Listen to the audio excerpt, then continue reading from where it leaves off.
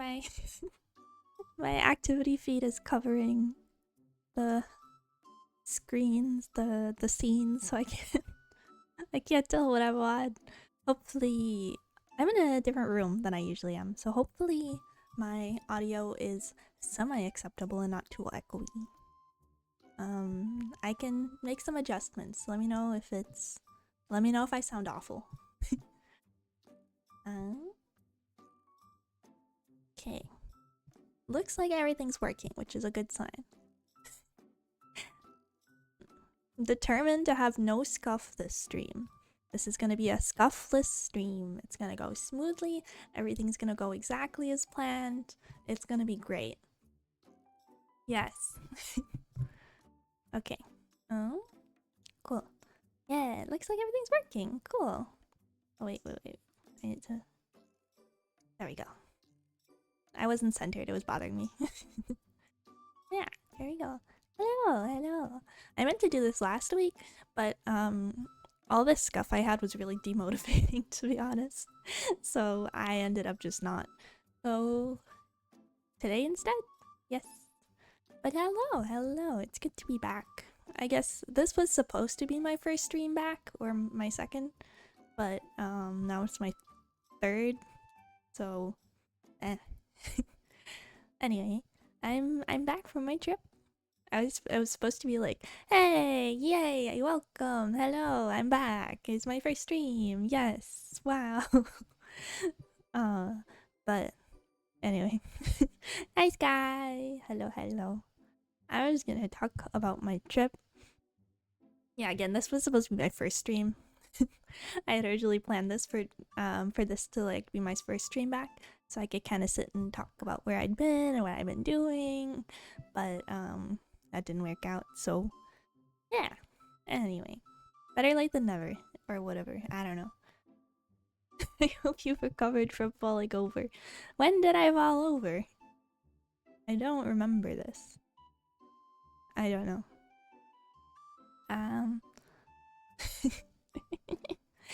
But anyway. Oh, I went on a trip. You're a dingus. You're a dingus.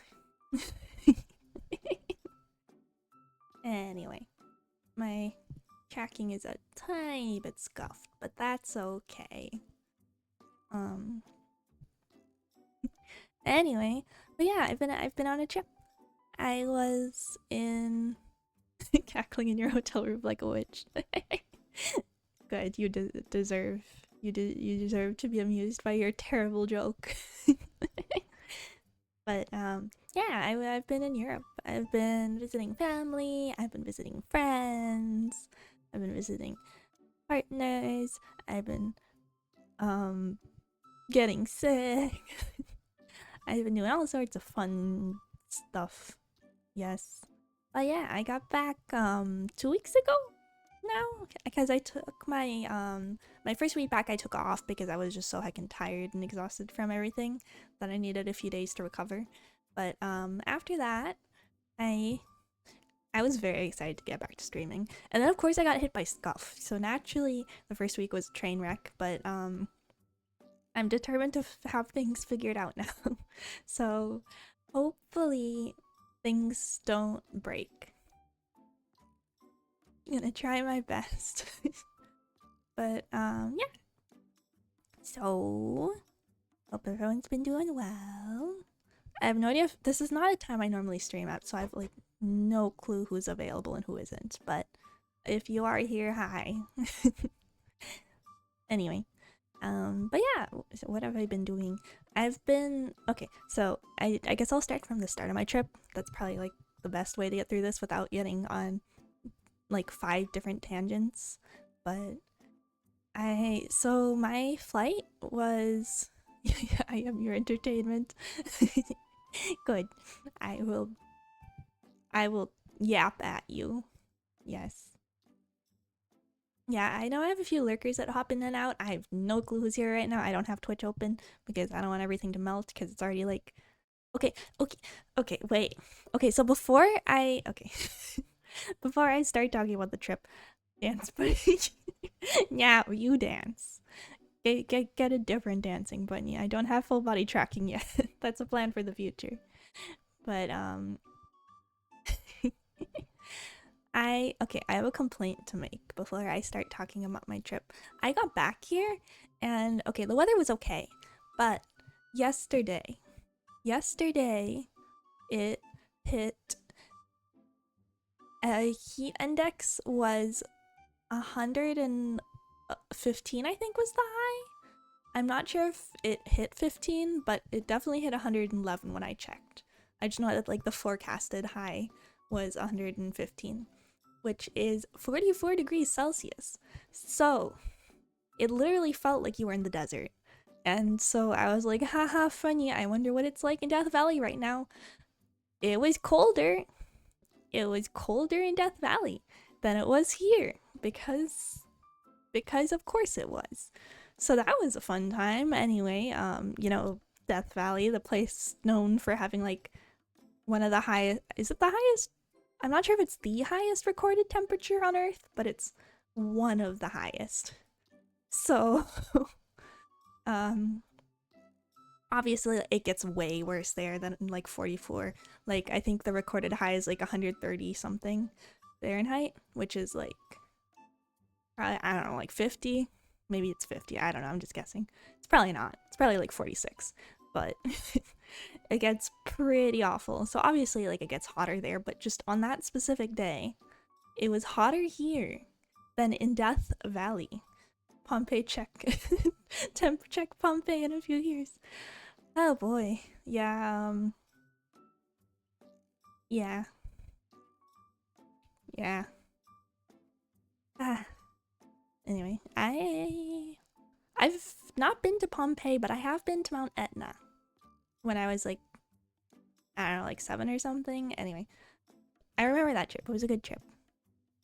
I got sick a lot on that trip though, because the food was really oily. A lot of it had like a lot of olive oil in it, and my stomach is kind of sensitive, so the olive oil and me did not cooperate, so I did get quite sick a lot. But overall, good trip. Good trip. Personally, okay. Really stupid thing I remember from the trip, like when I was 7, the most memorable moment was when we were staying at this vineyard and there was this cage with a dog in it, and we'd go up to the cage because it was like a watchdog, so they like kept it in the cage for like most of the day, which honestly looking back on it is kind of weird. But he had like this huge rock, not huge but like pretty large for a dog to pick up. He'd just pick it up in his mouth and like run in circles around his cage, and we'd just be like, oh haha, funny dog run in circle with this rock. That is the most memorable part of that trip.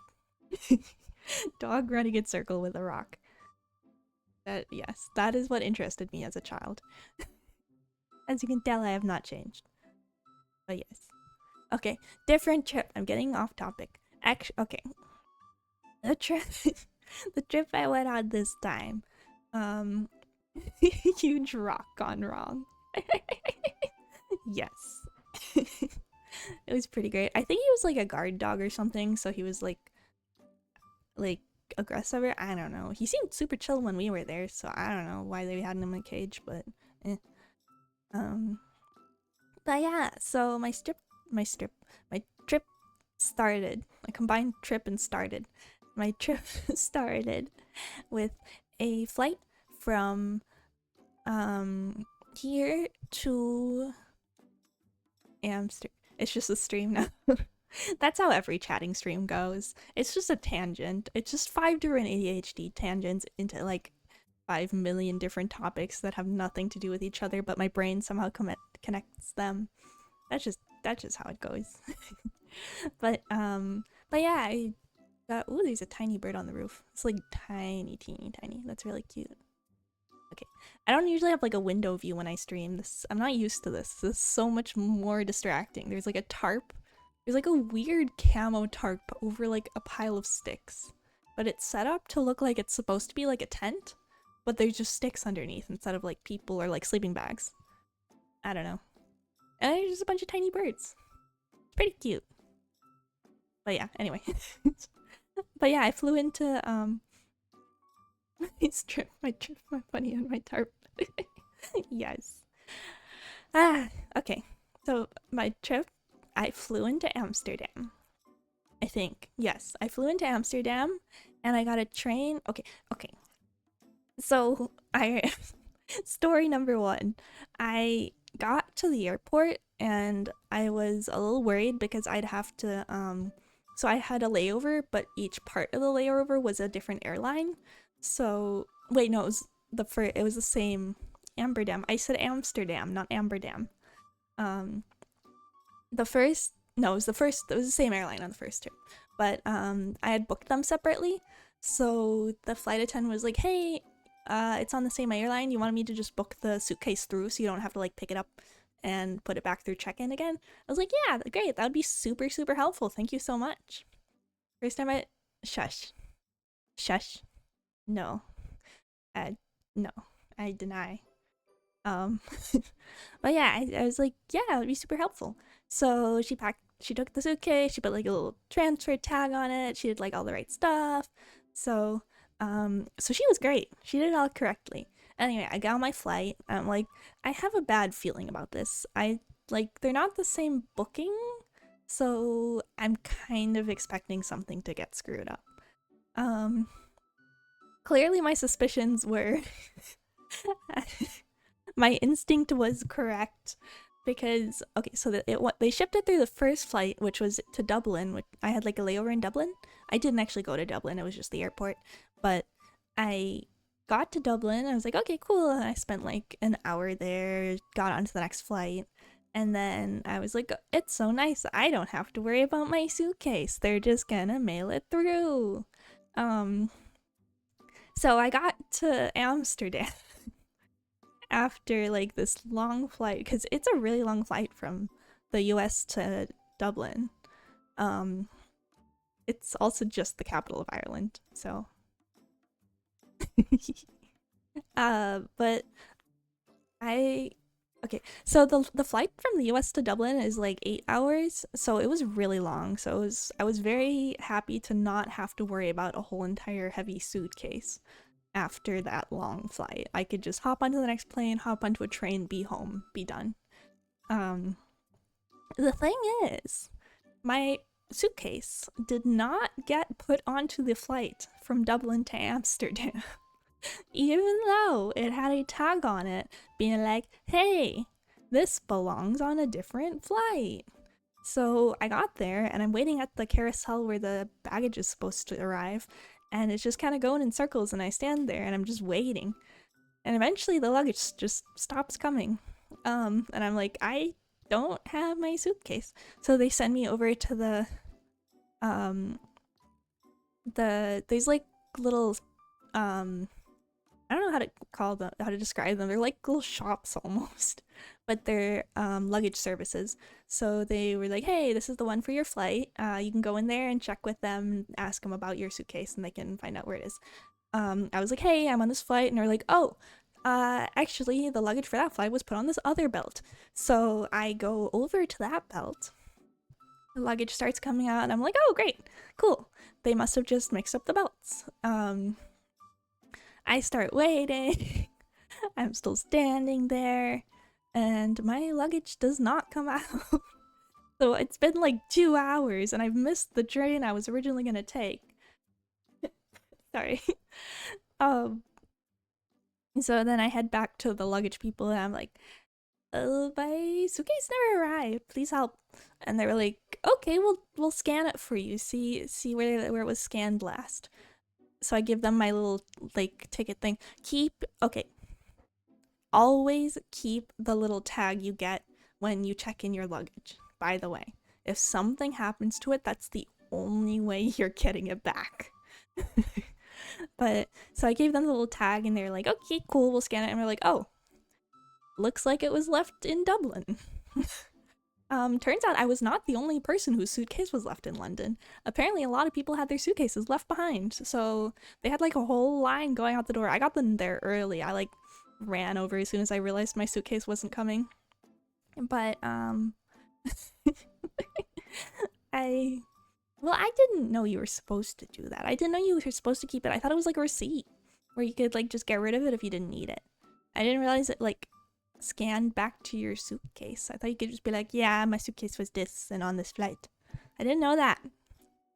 Anyway, so luckily I got in there first, so the line was like, you're supposed to keep your receipts. But like, I never needed it. I don't know. Except for like clothing. I've never really needed receipts. I don't know. I don't know. Anyway. I until you do good point. Well, I haven't yet. So far I'm doing good. But so yeah, apparently my suitcase got left in Dublin. And so it's like, well, that sucks, but at least I don't have to carry it all the way back. So they're like, yeah, we'll deliver it to where you're staying. And so got on the train, rode it out to where I was staying. I took a lot of trains. I took as many trains as possible on this trip because I really like train rides. They're nice. You can just kind of stare out the window and like look at stuff. Also, they're usually more affordable than like other options, but it varies. It depends. One thing, okay, that's at the end of the trip. We'll get there. I will be complaining about another decision I made. This one's on me, but we'll get there. UK trains are expensive for no reason. Yes, but most of my trip was not in the UK, so it was okay. But yeah, so I got on my train, I got to my location, it was great, it was nice, it was fine. And then like the next day they delivered my suitcase. So that all went pretty smoothly. It was nice. It was actually kind of nice not having to lug it all the way back from the airport to like on all the trains, because I had to like transfer trains a few times to get where I was going. But yeah. The place I was staying is actually famous for having a horrible fireworks explosion that killed a ton of people. So I wanted to like go check out the memorial and just kind of like see what it looked like, but never got around to that. We did get bubble tea though. Clearly, yeah, priorities. Memorial? Nah. Bubble tea? Yes. Anyway, I do still want to go look at the memorial though. I will be back. I will be back there eventually, and I do want to check out the memorial as actually terrible, horrible disaster. So, yeah. It was in like 2001, I think. I don't know. It's pretty recent. So yeah. Anyway, so we stayed there for like a couple days, and then me and the people I was staying with at the time, 200. Ah yes, 200, my favorite year.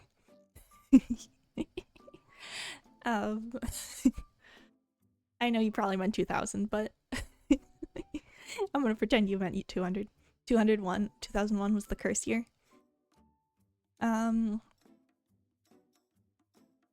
I was gonna say something that was gonna reveal my age. I am not going to say it. And no, I was not born in 2001, if that's what you're wondering. But I was gonna say, good thing I wasn't born in 2001. I guess that doesn't reveal my age. Anyway, so from there, we got in a car. I got distracted by cats a few times. They were really cute cats. There is this like smaller, like dark brown one with white markings. I called that one Chicken Wrap. And then there was a big one that was like really heavy looking, not like fat, but just like very sturdy. And he was a black cat, and I called him Chungus because he was very strong and chunky. He was a little skittish though. Chicken Wrap was very friendly. It was fun. I don't know what their actual names were, but I never met the owner, which is probably a good thing because I was like sitting on their doorstep petting their cats. So so yeah, that was fun. Anyway, then we drove down to Dokumi, which is a convention in Germany. Chicken Wrap and yes. I love that I had to auto mod, like that I had to like clear that with the auto mod. Sorry. I've got like gunk in my throat. I ate a bunch of gummy bears earlier and now my throat is like full of sugar. But yes, those are the best names. But yeah, so yeah, then we drove down to Dokumi. I saw the coolest Reno cosplay from like Final Fantasy VII, not the city. I don't know how you'd cosplay a city unless you like were like, ah yes, the vibe of the city, or like a stereotypical person from that city. I guess that makes sense. But Reno from Final Fantasy VII is one of my favorite characters just in general. Auto.odd smites me. Auto mod starts me. I tracked it to it. Tracked it like a moth to a flame. Yes. But yeah, I went to Dokumi. I saw the coolest Reno cosplay ever. I took like 50 million pictures of it, and I felt so nervous and awkward because it was so good. But it was so cool. And I saw a lot of Winx Club cosplays, which was honestly really surprising because in the US people haven't really heard of Winx Club. So I was surprised to see like so much of it in Germany. Like, it is an Italian show originally, so I guess it makes sense, but still. Winx Club. I mean, that's how it's pronounced. It's just not how it's spelled. It's, if you're not familiar with it, it is a Twinks Club. Oh! That would be a pretty solid show too. But no, Winx Club was a, it's spelled with an X, by the way. Because it's cool and 2000s or something. Was it? Yeah, it's 2000s. But it was a kids show about fairies. It's like a magical girl show, but like Italian. The witch? No, it's, I mean, yes, there are witches in it too. But the main characters are all fairies and like the bad guys are the witches. And then each season there's like a main villain who is not always a witch. Sometimes they are wizards. Sometimes they are mean girls that are also witches. It was a kids show. I think you're thinking about a different show. Are you talking about the Netflix remake? You might be talking about the Netflix remake. I don't know. But anyway, the one I'm talking about is most definitely a kids show. It is spelled W-I-N-X. You can look it up. It's like a magical girl show. But like it's a lot of fashion and like dramatic flight. Oh, totally. I never watched Totally Spies, so I don't know anything about it. But yeah, it was about like fairies and fashion and like fighting like monsters and stuff. But yeah. So yeah, there were a lot of cosplayers for that. It was cool. Cursed content. It was a fun show. I liked it a lot as a kid. My favorite character was Bloom. Because fire. Fire. Sus. What about it is sus? Totally Spies or Winx Club? Because if it's Winx Club, I'm not sure which part you're talking about. If it's Totally Spies, I haven't seen it, so I wouldn't know. But yeah, that was really fun. I spent not as much as I expected, which was a good thing. Though there are these two blankets I really wanted, and they were, oh, Totally Spies, got it. But yeah, there were these two blankets I really, really wanted with bunnies on them. They were like $50 each, but they sold out on the first day and we weren't there on the first day. So I was very disappointed, but later we went back, so I so I asked them like, hey, are you gonna sell the display ones? And they were like, yeah, towards the end of the day on the last day we'll sell the display ones too.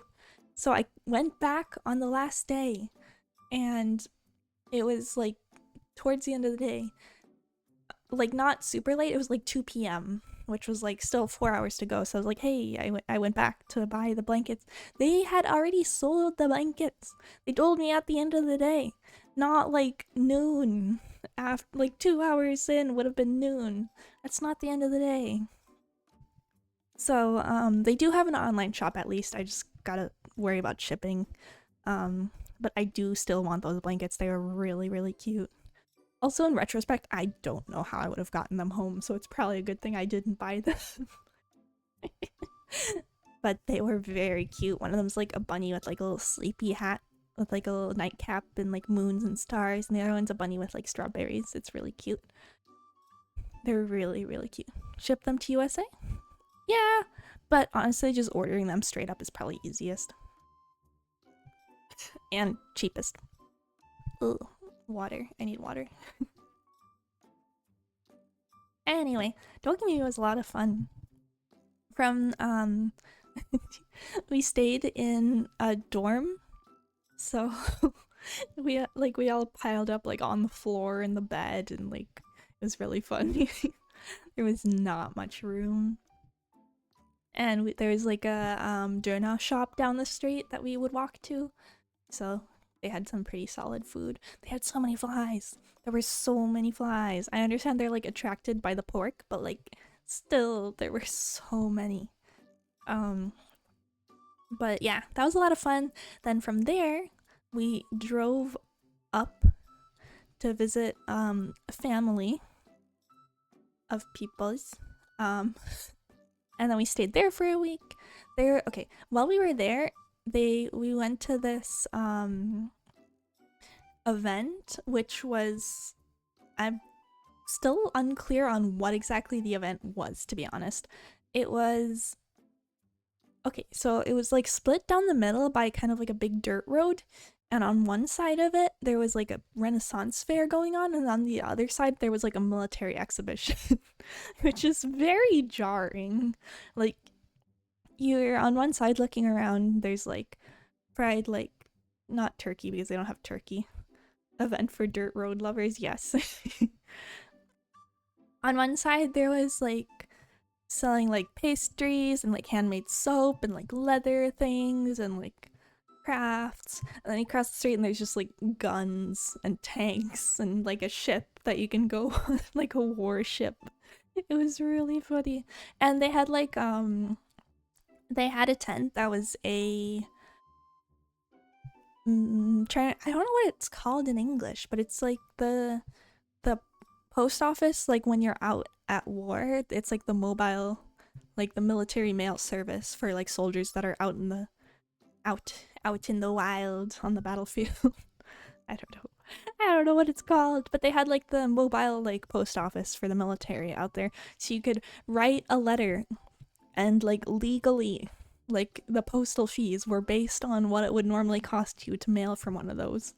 So so yeah, it was funny. So yeah, I mailed my parents a letter from a military outpost. It was pretty great. I think they were all very confused. It's like, what is this? And why is the mail stamp say it's from like the military post office? But it was pretty fun. It was cool. I got to go inside a tank. I got to go up on like a rescue thingy. I got to walk around on a battleship. I got to check out the overly complicated windshield wiper configuration. It was really funny on the ship because they had one button for each windshield wiper, and then there were buttons for like groups of windshield wipers, so you could control them all individually, but you could also control them in groups, and there were like 2 layers of groups below the like individual ones, which was ridiculous. It was really funny. But yeah, that was a lot of fun. Ate good food. I got some smoked salmon for like $7. Like, not smoked salmon, but like a big like smoked salmon sandwich thing. I don't know, it was really good. They were like smoking the salmon there. But yes, so we went to that, and then after that, oh yeah, also we spent 40 euros on candy and ate it all in one day. So that was another thing we did. What else did we do? We watched a lot of anime. We watched a lot of Frieren, which was really good. We watched some Delicious in Dungeon. We watched JoJo. I was very confused because I had only seen like 3 episodes, the ones we watched. Bunny consumes fish. Yes. Bunny. So that was a lot of fun. I do want to continue. We finished Frieren, but I want to continue like the other ones. Or I guess we're caught up on Frieren. I also, later on, I bought we were at a shop that had manga, And I looked through the issues to find where we were at in the story and just bought the next two so I can continue the story without having to wait for the anime to come out. Oh yeah, and I forced people to watch Sakamoto and Inazuma 11 with me. Inazuma 11 is like a kid's soccer anime that's like really over the top and kind of painful to watch sometimes, but that's what I love about it.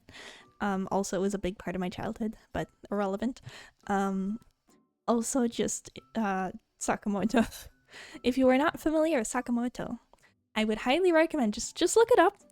Sakamoto desu ga. Forced you to listen to nerd books. I want to continue listening to nerd books. It was really good. I liked it a lot. But yeah. So yeah. And then from there we drove back up to the Netherlands and stayed there for like 3 weeks, I think. Like 2 or 3 weeks.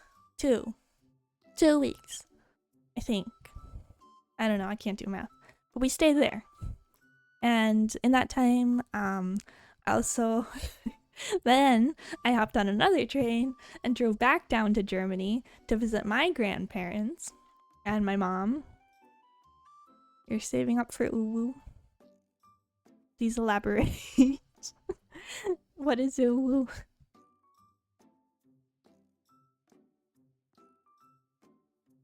Ooh, slurp water.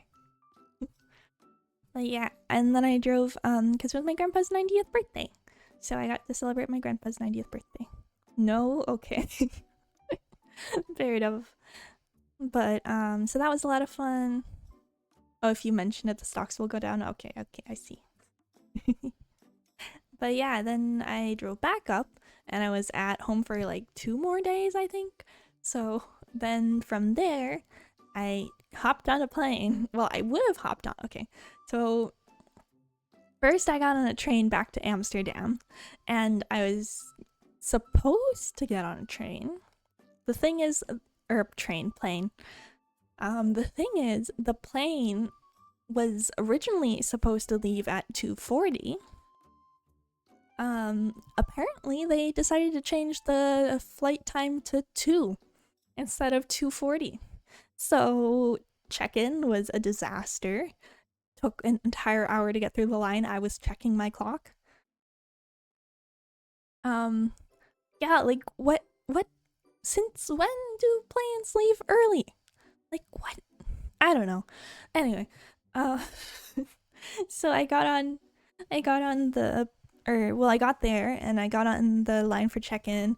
That took an entire hour to get through the line.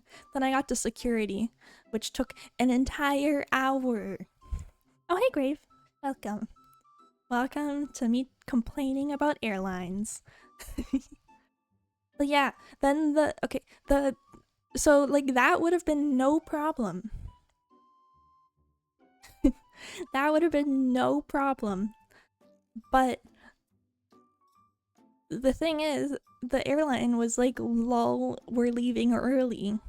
So instead of having 3 hours, I had 2 hours, and those 2 hours were used up by security and check-in. So by the time I got through, my plane was gone. Well, okay, the worst part is I got to my gate, and the plane was there, but the door was closed. You're like, sorry, no, we can't open it again. Which, like, I understand, but that's still frustrating because it was literally right there. It was like, I see the plane, but I cannot get on it. It just, yeah, it sucked. So yeah, I ended up having to book another flight, which was $200, which is just wonderful and fun. So I had to book another flight, and I ended up staying at the hospital, the airport. Minor difference. I ended up staying at the airport for another 6 hours, which sucked, but it was okay. I got food. I ate food. I got something to drink because I was literally like drenched in sweat from like running to the gate in hopes I would still catch my flight. I did not. But yeah. So yeah. I got on my flight, and then I flew, and then I landed at not the airport I was planning to originally go to, but it was the same distance, so it worked out. Like roughly the same distance. I just had to get on like a different train.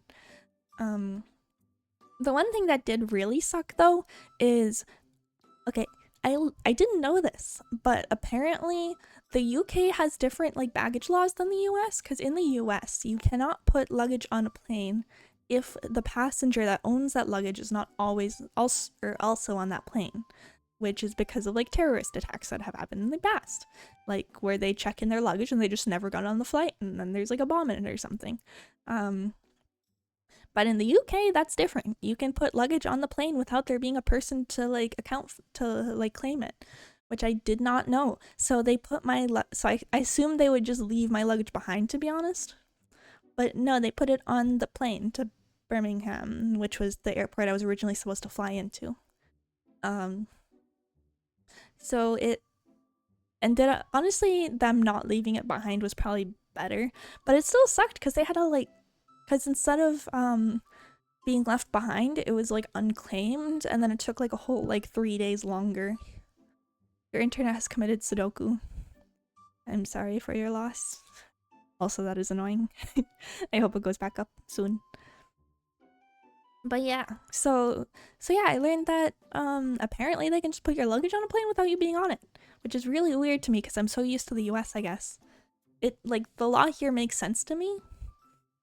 I guess it makes sense why you wouldn't, because like it takes longer to like confirm who's on the plane, but at the same time, like, I don't know, I feel like the pros outweigh the cons. I don't know.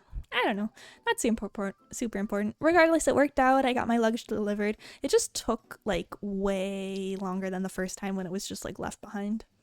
So yeah, my luggage was left behind twice. So that was a good time. Woo! Anyway, yeah, then I landed and arrived. I got on my train. Okay, complaint time. Complaint part 2. This was my mistake. The flight from Amsterdam to Birmingham was originally, there were 2 flights. It's a tea. It's not really tea, it's just like me complaining about regrets I have. There were 2 different flights I was looking at to Birmingham. One of them was the one I eventually ended up booking that I missed. That was a lot cheaper, but like the other option was a turboprop, and I have never been on a turboprop. And in retrospect, I really wish I'd booked the turboprop because it would have cost less than it ended up costing me in the end anyway. But like, that would have been so cool. I've never been on a propeller plane. It would have been so much fun to like do that for the first. I don't know. It would have been really cool. But yeah, I regret not getting the turboprop. I wish I had gotten the turboprop. It was more expensive, but it would have been cheaper in the end, and I would have gotten a new experience. So yeah, that's my big regret of the trip, is not getting the turboprop flight. Oh, also, fun fact. If you're ever flying Delta Airlines ads play, I thought I turned those off. Dang it. Yeah. But see, okay, it's supposed to like warn me before there's an ad, but it hasn't been doing that, and I don't know why. So I don't know.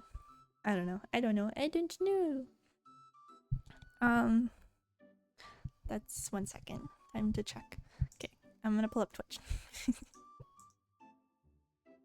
Twitch. Let's see what's going on. Oh, that is not Twitch. That is TW and then a slash. Nope. Is that what I want? Nope. Give me Twitch. There we go. Not TW slash. That is not a website. Channel. What's going on? Okay, it doesn't tell me that there's ads. What the heck? I don't know. I don't know. Are the ads over? Twitch is a money-grabbing, chaotic bitch. That is accurate. Alright, ads over. I'm gonna type it just in case. Alright, ads over. Ba, ba, ba, ba. Hopefully they're over. If they are, I will be very happy. I'm just gonna vibe until they're over. Until I have confirmation. Okay, hope so. If you don't have ads anymore, then that usually means they're over. But yeah, I don't know how much you got, but I wanted to go on a turboprop. I did not get to go on a turboprop. I am sad. But yeah. Like 3. I've seen worse, but that's still kind of a pain. I don't know. I don't know. I need to like turn back on ad manager so I can at least like manipulate the timing and stuff. Anyway, so that was that. Adventure. Fun times. Go and break. Yeah, exactly. Yeah, I need to turn the ads thing back on so that I can actually like mess with them and control them. Instead of like them just popping up whenever. But yeah. So then I arrived at the wonderful sky. And we did Pride. We went to Pride. It was really fun. Everyone is like different like fairies. For like the fairy court, I was the Prince of Autumn. It was very fun. And I remember I was kind of having like a funky off day physically. I was like, yes, Pride was great. I was feeling I was like having a lot of like not dizzy, but like balance was not cooperating. So I like just hung on to Sky and like tried not to trip too much. But overall I had a good time. It was overall pretty solid.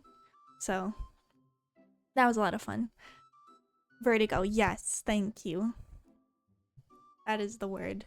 That is the word I'm looking for. What else do we do? I don't know. Like at Pride, I'm trying to remember. We got back home and I just passed out. We got back and I just like went upstairs and went to sleep. And then we had food. Food was good. Fuck for VR. Shush. Shush. But but yeah, it was overall a really good time and the food was great. Sky is an amazing cook, by the way. This guy makes really good food. Tacos, yeah, tacos. To be honest, I don't usually like tacos just because I feel like the shells are a pain, but the tastiness made it all worth it. the tastiness made it worth it. So I just like ate a ton of taco filling and like used the shells as like chips basically. It was really good. And Sky also made this really good curry. I want more. I really want more curry. It was so good. Yeah, get her curry recipe. Sky, give me your curry recipe, please. I want to try and make it. I'm terrible at cooking, but I will try. Whatever it was really good. But yes, that was fun. That was a lot of fun. I'm trying to remember what else we did. We just like hung out a lot. I don't know. We played board games. It'll cost me okay. That's okay. I will pay the price for the taco or the curry recipe. We like played Jackbox. We played a few different board games. Oh yeah, I learned Magic. I learned how to play Magic. I'm terrible at it, but I learned some. So like I'm better than I was.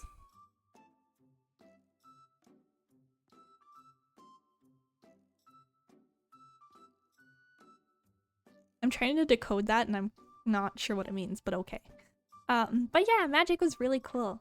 I liked, it was a lot of fun. There's a specific deck that, this guy's like 50 million decks. But there was one deck that she had that was really cool and I liked it a lot because I got to just steal everything from everyone else. I said hung out a lot. I said we hung out a lot, and we played board games, and we played Jackbox, and I learned how to play Magic. Sort of. I am mediocre, but I had fun. But yeah, I liked the deck where I got to steal everything. That was fun. What else did we do? We went to, okay. Well, I also dragged Sky to Offkai. Or not Offkai, Vexpo. I did well, yeah! Thank you. Thank you, thank you. I don't know, I guess I don't really have a point of reference for how I did. But also it was like my first game, and I did win one, so I guess I did decently.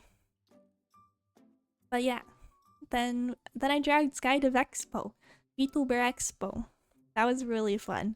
I got to I got to kidnap Shifty from Acapella and Sky and drag them around a convention. It was great. There was so much cool art.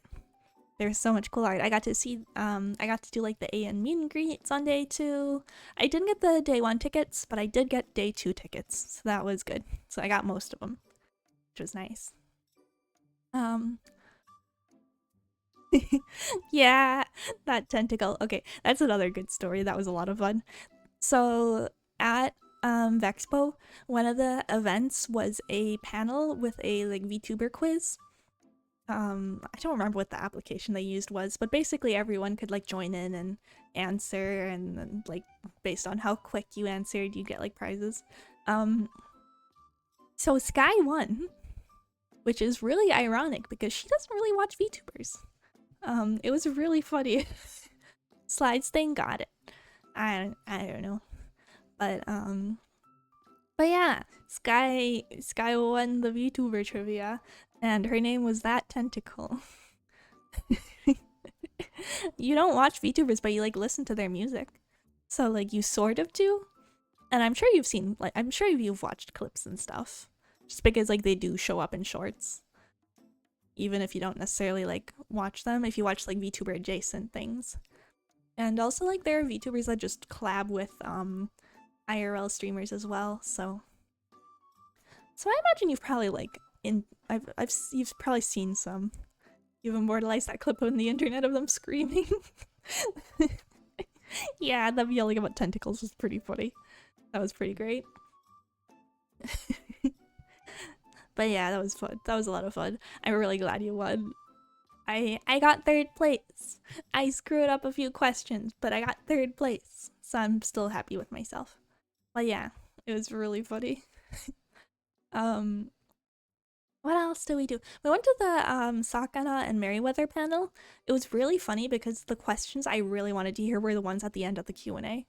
Like the rest of the questions from the actual interviewer, they were fine, but they weren't like what I was there for. The actual questions I was interested in were the ones that were asked by just like random people at the Q&A. So that was fun. We didn't get to go to the maid cafe, unfortunately. I really wish we had gone, but it's not the end of the world. I can always drag Sky to Vexpo next year, because I know for a fact that they will have a maid cafe again. Or I would be very surprised if they didn't, I guess. Yes, chaotic AF, accurate. It was really fun. But yeah. Yes, there should have been a ticket system. The lines were really badly planned, but everything else was pretty great. It's just that the ticket system was not very, like, there should have been a ticket system. Overall, though, the con was really solid. I had a lot of fun. I had a really good time. I met some of the people I wanted to meet. I did not meet all the people I wanted to meet, but I got a good amount, so I was happy. Though Ami was there on like, okay, Ami Amami. She was there on like an iPad, and I didn't know. I really wanted to say hi to her, but I didn't know until it was too late that she was there. So I was a little bit disappointed about that, and I was a little disappointed because we got there too late to go to the opening concert, but other than that, it was pretty fun. I overall had a very good time, and we got to kidnap Shifty for dinner, got to kidnap Fluff for lunch, sort of, for like 10 minutes. But yeah, overall I had a really good time. It was really fun. I'm trying to remember what we had for dinner like the second day. I don't remember. Like, I have no clue. Cause I remember we went to like a burger place. Fluff was very fluffed. Yes, Fluff was very fluff. Fluff's vibes accurately match his name. He is, in fact, Fluff. Fluff was doing like 50 million things at once. Curry, burger, pub food. Oh yeah, wait. Oh yeah, okay. Wait. No, the first day was when we tried to go to Weatherspoons, but it was out of food, and then the second day we actually went to Weatherspoons, right? I think. Oh wait, no, we ordered right. We ordered I forgot we ordered Indian. That was pretty good. That was really spicy. That was really spicy. It was so good, but it was so spicy. I felt bad because I couldn't finish it just because it was too spicy for me. But it was good. Yeah, first day. I'm still a little sad. Okay, the burger place had this dessert option that was like cookie dough with layers of like other stuff on top. And I didn't get to try it, and I'm sad because I really wanted to. That's the one thing I really miss about America when I'm in Europe is the takeaway. Yeah, we never got one. I miss like every restaurant in the US, no matter like whether it's like a cheap fast food place or like a high-end like 5-star restaurant, they'll have takeaway options. Not takeaway options, sorry, eat in, and then you can like take the rest home with you, like leftovers. That's what I'm trying to say. So, yeah. It's not ice cream. It was not ice cream. It was cookie dough. It was cookie dough and toppings. I could have taken it. Also, like the fries. I don't think it was ice cream. Was it? I don't know. Either way, I'm sad. I wanted it. Cookie dough and ice cream. Ah, okay. Yeah, that might have been right. Oh, what I did. Okay. Yeah, no, I believe you. I believe you. One thing, okay. I really like the burger place. The burgers were good, but like they had vegan options and vegetarian options for everything on the menu. So I could have a milkshake. It was so good. I could have a milkshake without like dying. It was so nice. I had a really good, it was basically a frappuccino, but it was like a coffee like milkshake with caramel, but like better. It was really good. So yeah, just like the fact that I could have like a milkshake without dying afterwards is really nice. Cause like obviously it's not made with milk if it's vegan, and like the whipped cream wasn't milk. It was really nice. It was really, really nice. That's another thing I'm gonna miss is just having like vegan options be like a common default in restaurants, especially for like drinks and milkshakes and things like that. That's one thing I miss about the other side. But yeah, I do wish I could have taken the fries home because they were good. Really should be? Yes, it should be. But it is not. Like usually they'll have a few options, but it'll usually be very limited. So the fact that like almost everything had a vegan option was really nice. It was very exciting. I was very excited to be able to have his milkshake without dying. It was great. I'm lactose intolerant for context. How do we reheat them? You just eat them cold. Also, I think we had a microwave, didn't we? No, we didn't. Never mind. Yeah, you just eat them cold. I just wanted to like pick on him on the way home. I wasn't gonna like keep him overnight. You clearly you haven't been to the US and experienced US food if you're calling that gross. Yeah, I think your standards of food are much higher, I think. I'm just used to fast food being like super cheap and kind of like meh. But what you call meh is like pretty solid. You just like foods that are supposed to be hot and are cold. Okay, that's fair, I guess. That's fair. But like McDonald's in the UK is decent. It's not great, but it's decent. It doesn't taste awful like it does here. It actually tastes like chicken, like the chicken nuggets. So, oh, and the what's it called? The hash browns. The hash browns are so good. I want more UK hash browns. They're so much better. Like the ones here are, it's not plague flavored. Sure.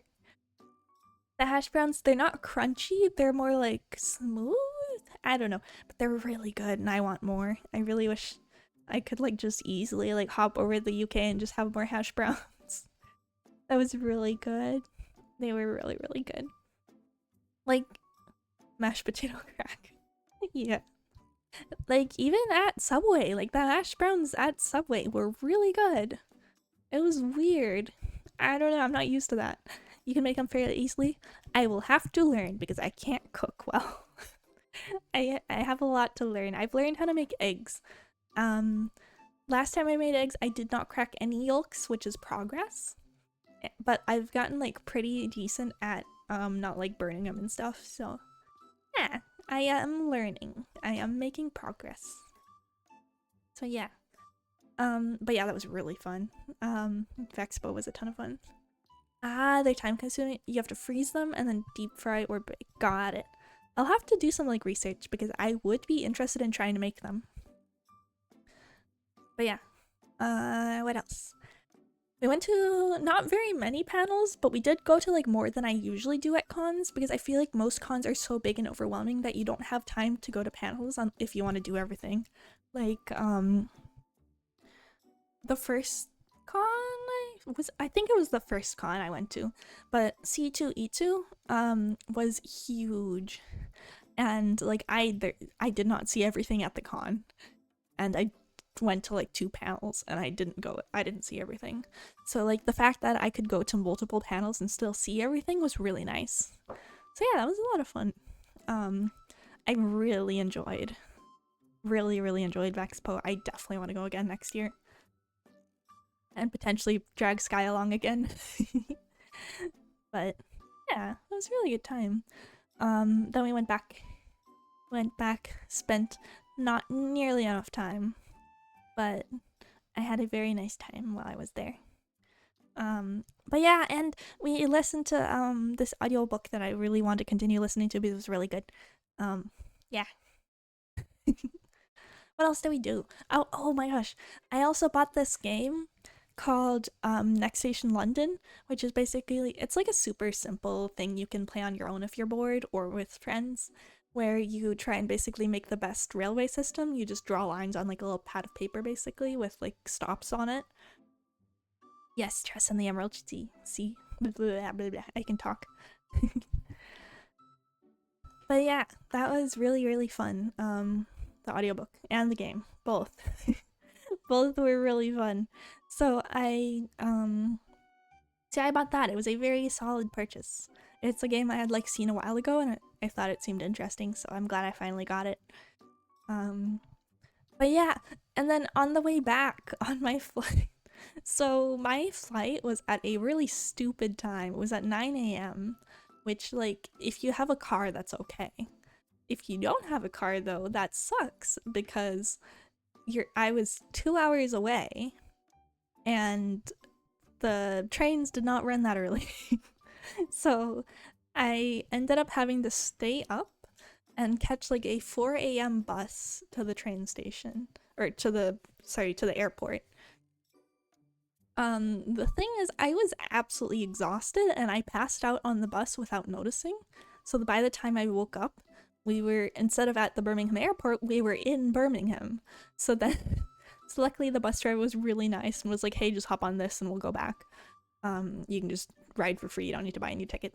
So I ended up hopping on the bus, which was a 30-minute ride back to the airport. So that was fun and not stressful at all. Luckily the airport was like entirely empty, so it only took like a couple minutes to get through like check-in and security and all that. So I got through with plenty of time. So that was nice. I hopped on my plane, got to Dublin. I had like a really long layover because the times of the flights were real heckin' janky. But it all worked out. It gave me a nice time to like eat, which was nice. And then like after eating, I still had like a good 3 hours just to sit at the gate and like half asleep, sit there and wait for the plane. I tried not to sleep though because I was very nervous that I was gonna like pull the same thing that happened on the bus and then like miss it or something, because I already missed a flight once on that trip. So, but yeah, no, I caught my flight no problem. Slept most of the way back, and also missed like one of the meals, I think. So I was a little hungry, but it was okay. Overall, 10 out of 10 trip would do again. I had a very nice time. It was really fun. I got to meet a lot of really cool people and go to a lot of really cool things. I'm already excited for Vexpo and also Offkai next year. I've been going back and like rewatching people talking about Offkai this year because I had a really good time at Offkai. And Vexpo was like really solid too. I don't know if I am too worried about going to different cons next year. I mostly just want to go to those two, to be honest. Like if I don't go to any other cons, that's totally fine. I really want to go to those two for sure. So yeah, I don't know, something about the VTuber cons are just really fun. I guess it's like people with similar interests that you can like easily talk to about what you're interested in. I don't know, something about the vibe was just really solid. I had a lot of fun. I wasn't out nearly as late at Vexpo as I was at Offkai, because at Offkai I was up until like 4 a.m. every night, consistently, out like with friends doing like karaoke and stuff. But it was a ton of fun. It was a really good time. Whether or not we were up until 4 a.m. Doing karaoke, trying to get like drunk people back to their hotels. It was pretty fun. It was pretty good. It was a good time. Yeah. Cause at Vexpo we kidnapped Shifty for dinner the one night at the burger place. And like that was like we went home at like midnight, I think, which is not that late. Like yeah, it's late, but it's not too late. We just kind of sat on the bench and like talked about stuff until our respective rides arrived. So it was a good time. I had a really nice time. Would do again. I definitely want to go again. I'm actually trying to get lanyards for acapella for next year's events. So I'll be very excited if those arrive in time. Because the next event is coming up in early October, so hopefully they'll be done in time. But if not, they will be ready for Offkai, at least. So yeah. But yeah, it was a very nice trip. But yeah, and then I flew home. And then I spent the next 2 days in bed being sad because I missed the trip. And then I went back to work, which was unpleasant. It's going from like relaxing and having fun and like spending time with friends to like daily grinds, like work back home is very disappointing. Aftercon cred, yes, exactly. Also, welcome in. Hello, welcome. Oh boy, but yeah, no, okay. I did get sick on this trip. Ironically, it was before the con and not after. Oh, you're still at work because of last minute changes? What? That sounds not like that sounds like it should not be allowed. That sounds, I don't know. It sounds like it shouldn't be allowed, but okay. I don't know. But yeah, I got real sick for like, I don't remember how long it was, but it felt way too long. It felt like a week. I'm sure it was like 4 days or something, but it felt like way too long because I felt like I was just stuck in bed, like feeling terrible when I wanted to be like spending time with people. So that sucked, but it was okay. I just got some sort of like really bad like body cold thing. But yeah, it sucked. It was not a good time. I took a really long like hot bath with like eucalyptus oil the first day I was sick, because we were like out and shopping and stuff, and like halfway through it just hit me and I was like, oh, I suddenly feel terrible. I need to go home. So yeah, it sucked, but eh, not the end of the world. Just means I gotta go back. Yeah. But yeah. But yeah, after the con, I was not sick from con. Like con did not make me sick, which was nice. Um, I hung out with like at Offkai as well. Like I hung out with people that got COVID, but I did not get COVID. So like after cons, I've been very lucky, very consistently. It's just before the con I got sick. Ironically, it was like a good couple weeks ahead though, so it's not like I was getting anyone else sick. I would have been very careful if I was like just a newly better. But yeah, overall, very good trip. Except for the week where I was sick because that sucked, but the rest was good. Oh, and blah blah blah blah blah. There was this other cat. You want to get back into cons because you haven't been since 2016? Yes, the people. Yeah, cons are so much fun. Just getting to see all the different art. My favorite part is always the artists. Seeing all the different artists and like the fan merch and everything is so cool. I don't know, and just all the people. There's so many cool people. It's really awesome. There's so many cool cosplays all the time too. It's really fun. But yeah, it was funny because I got I saw a bat at Moriko. I saw Moriko bat at video games cosplay, and that was cool. That was fun. I like that. I asked the guy to take a picture, and I just kind of like I was like, "Hey, can I take a picture of you?" And he was like, "Yeah, sure." And I just took a picture. I was like, "All right, thanks, bye." It was very awkward, but I'm glad I got a picture. It was cool because like she's kind of in the size range where you don't really see people cosplay her, if that makes sense. Like you see people cosplay like really huge ones, and you see like corpo people get cosplayed, but you don't really get like medium large ish indies get cosplayed very often, I feel like. So it was cool. So yeah, that was fun. And I got to say hi to a lot of like VTubers on iPads. I got to say hi to VTubers in person. I got to harass con staff and thank them for putting on a cool con while they were like in the middle of trying to fix something. It probably wasn't the best time, but I was never gonna see him again for the rest of the con, so like I wanted to take advantage while I had the chance. But yeah, it was really, really fun. I had a really good time. I miss if I could just like live at Vexpo and or Offkai, I would.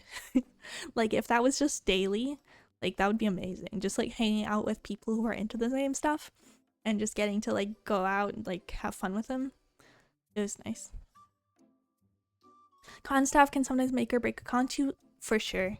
Definitely, 100%. But yeah, no, all the con staff at Vexpo were super chill. And like the people I interacted with at Offkai were super chill too. So overall I had a very good experience because Offkai was at a hotel, so a lot of it was also hotel staff, and the hotel staff were super cool. They were super chill. It was really funny. On the last day when everyone was like taking things down, there is this one lady on the staff that was like, "All right, tell me about VTubers. I want to learn what this is." So we all like told her what it was. We gave her like some trading cards, and it was really fun. And like there's one night where we were hanging out in the atrium, and it sounds like your mom. Yeah, she probably was a mom, but she was super cool. I liked her. She was nice. I liked her a lot. I hope she gets into VTubing, and I hope she enjoys it. But yeah, there was another night where we were hanging out in the atrium. It was like 4 a.m. and the hotel staff were like trying to clean, and they were like, "Hey, do you guys mind moving somewhere else?" And they were like super chill about it and super nice. It was really nice. Yeah, because like they needed us out of there so they could clean. So yeah, it was really cool. They weren't like, "Hey, get out of here, it's 4 a.m, what are you doing?" It was like, "Hey guys, do we just need to clean this up?" And they're like, "Oh yeah, sure." So yeah, that was cool. They were really nice. Con staff or hotel staff was really, really chill at Offkai. I know they're moving next year, but I will really miss the hotel I was at last year. Though like at the same time, the lines were insane. So, like, definitely needs to be at a bigger location next time. So, yeah. Little hydration break, 1 second.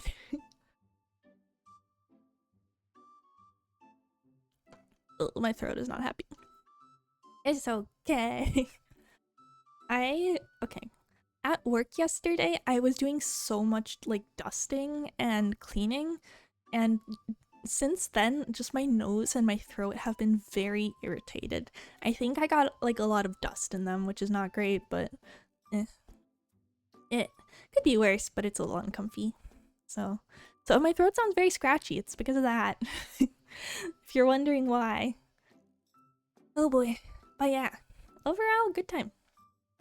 Do I use any sprays? Like, what do you mean? I sound good? Oh, thank you. I feel like my throat feels scratchy. I don't know if I sound scratchy, but my throat feels scratchy.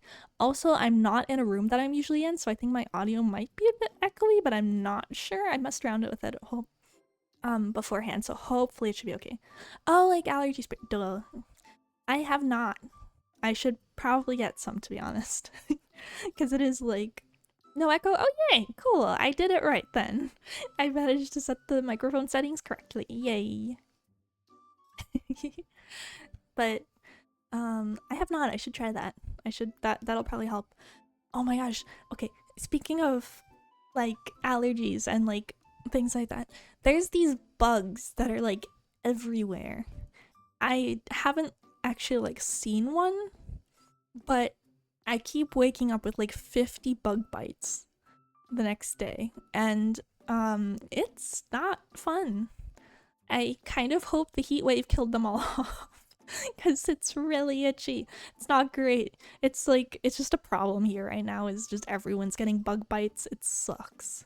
It really sucks. Yeah, and it's not like they're in bed. You get them when you're outside and then they develop later. So, like, then you wake up the next morning, you're like, oh, I have like 50 million bug bites that happened sometime throughout the day and I didn't notice. The heat brings the bugs, you're ready for winter. Yeah, same. Um, I don't know if you were here earlier when I mentioned it, but yesterday, where I am now, was hotter than Death Valley yesterday. It was not a good time. I did not enjoy it. It literally felt like being in a desert. Yeah, it was 95 yesterday. Yeah, that's rough. Honestly, anything above 80, I no longer like. So being above 100 was rough. 99 over there? Yeah. Yesterday here it was 111, which is weird because I do not live on the West Coast or in the South or anywhere else that's like known for being warm. So, yeah. So yeah, it's a little broken. But yeah, no, it was not a good time. Your East Coast? Yeah, makes sense. Yeah, I'm Midwest. Why is the Midwest 111 degrees? Why? I think it was I don't know. It might have been cool. It might have been not that. I just remember 111 because it's a funny number. But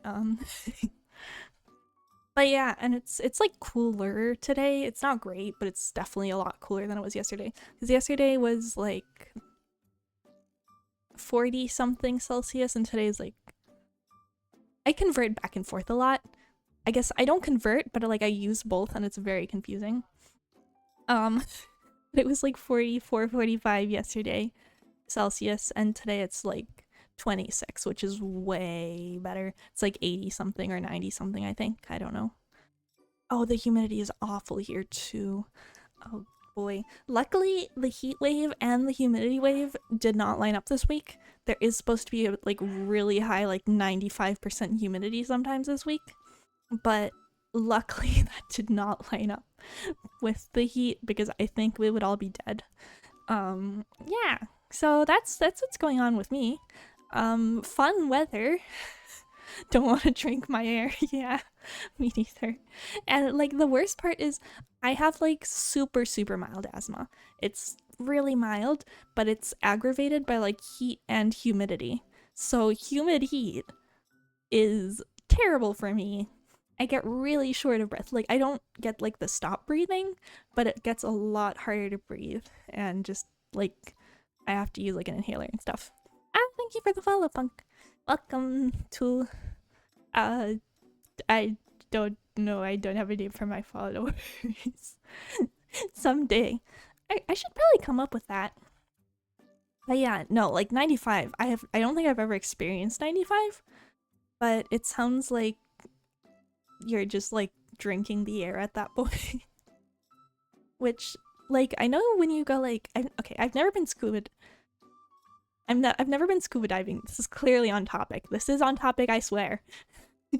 I've heard that like under a certain level of pressure, inhaling is more like swallowing the air because it like feels thick or something. I don't know, but that's what I think of when I hear like 95% humidity. Is like, is the air gonna be like swallowable instead of like inhalable or something? I don't know. I should come up with a name for followers. I don't know. I guess I just never really thought about it, but I probably should. Just put some in a cup and drink it. Yeah, exactly. Slurp, slurp, tasty air. My favorite snack. My favorite drink. Yeah, because I don't remember what I named my Discord. Fit buns. Maybe? I don't know if that'd be too confusing. This air could use a little sugar. Yes. I forgot what I named my Discord. I can't remember.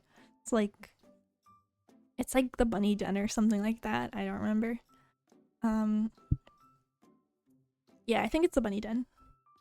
So I could like call it like the Den Bunnies or something. I don't know.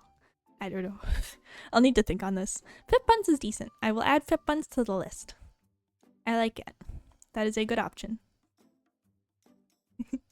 But yeah, I could do Fit Buns. I could do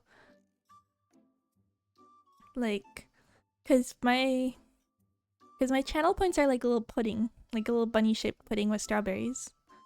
So I could like do something based on that, like puddings. I don't know. The humidity this summer did hit the 90%. Oh boy. And as soon as I walked out, I would sweat and hair poofed. Yeah, that sounds unpleasant. Bunny Brigade. Oh my gosh, wait. I actually really like Bunny Brigade. Okay. I might actually go with that. Something about... Okay. And so I've got plans.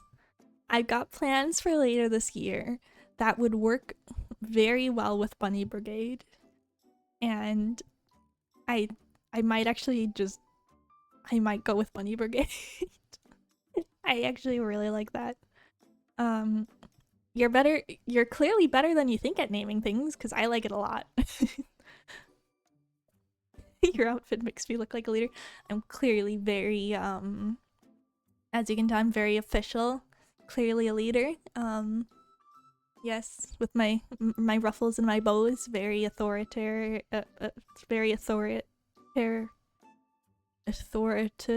Authoritative. I don't remember what that word is. I don't know, not important. Anyway. But yes, I am leader of the Bunny Brigade. That is cute. I like that a lot. But yes, welcome to the Bunny Brigade. It is officially now the Bunny Brigade, I have decided. I like the idea of like General Fit Bun Bun. Yes.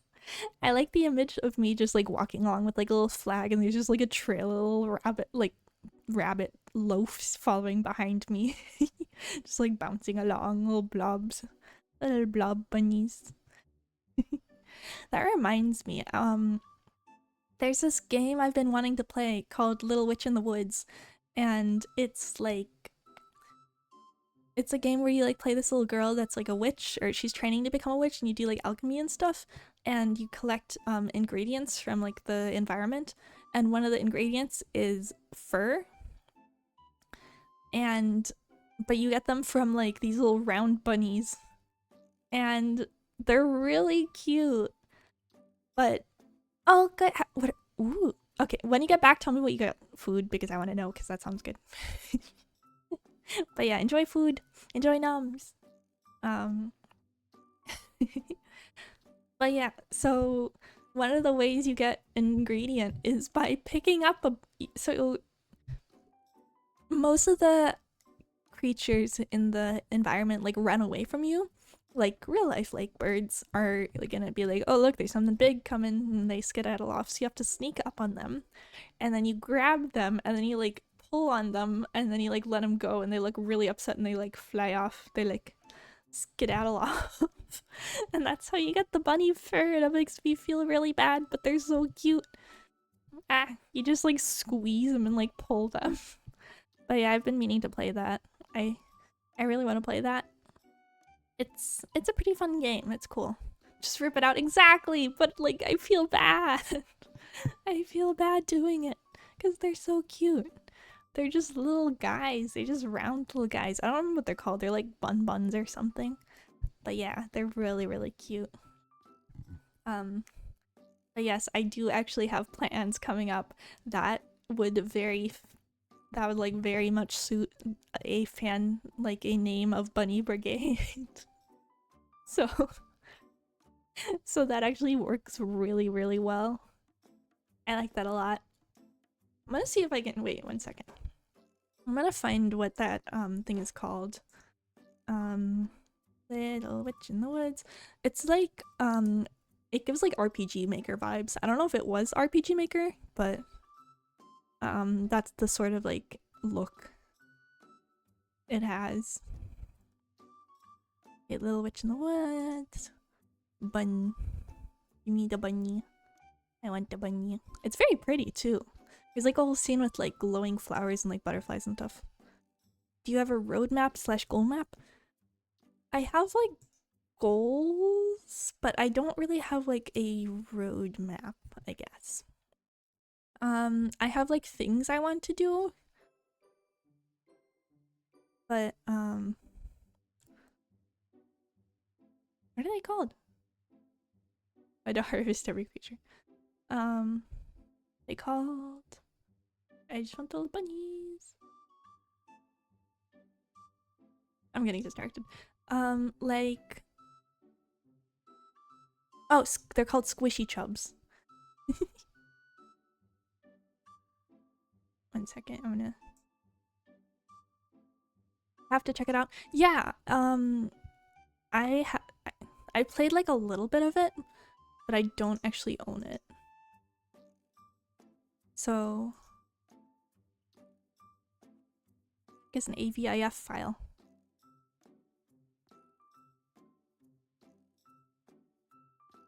I don't know. I'm just gonna download it and hope it works. 1 second. I'm gonna pull this up. Downloads. Nope, that's not it. What the heck? Okay. Can I just like snipping tool? Snipping tool. There we go. But yeah, it's like a little game where you're like training to become an apprentice. I think it's still demo. Save.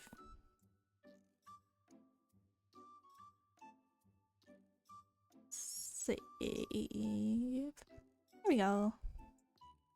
Cool. Alright. And then image. This is taking way too long. It's taking way longer than it should. Look at them! Look at the little guys! They're so cute. You just walk up to them and you like pull on them until like you literally pull their fur out. It feels so bad. But yeah, they're really really cute. I like them a lot. I want like a plush of one. Like I want to move this behind my model so it looks less weird. That looks more weird, but it's okay. But yeah, like I would buy a plush of these. Like I would totally buy a plush of one of those. But yeah, I like them a lot. They're very, very cute. But yeah, I've been wanting to play that game for a while. I just haven't gotten around to it. In regards to goals, one of my biggest goals, which I I'm already like a third of the way there. Was so sometime like forever ago, Puddle Bunnies plushes. Oh, that already sounds amazing. 1 second. Puddle Puddle Bunnies plush. Puddle Bunnies. Puddle Bunny? Oh my gosh, I need 5. This is the best thing I have ever seen. I need one. Okay, I'm gonna get one of these. I'm gonna end up getting one of these. Oh boy, what have you done? It's so cute. I want it. Oh, they're so adorable. Why are they so cute? Why do they have little flowers and leaves and things? Ah! And their tail is so floofy. That's so cute. What the heck? For only $15? Ooh. Yeah, I need one. They had a round one? Wait. Okay. I want the round one. Round. A little bunny. Round.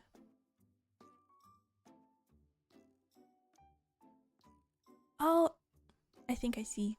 I see. That is very good. He's so round.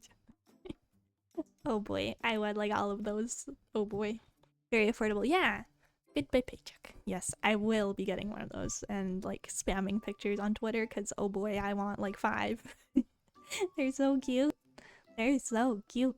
Ah, what the heck? That's amazing. I love that. That's adorable.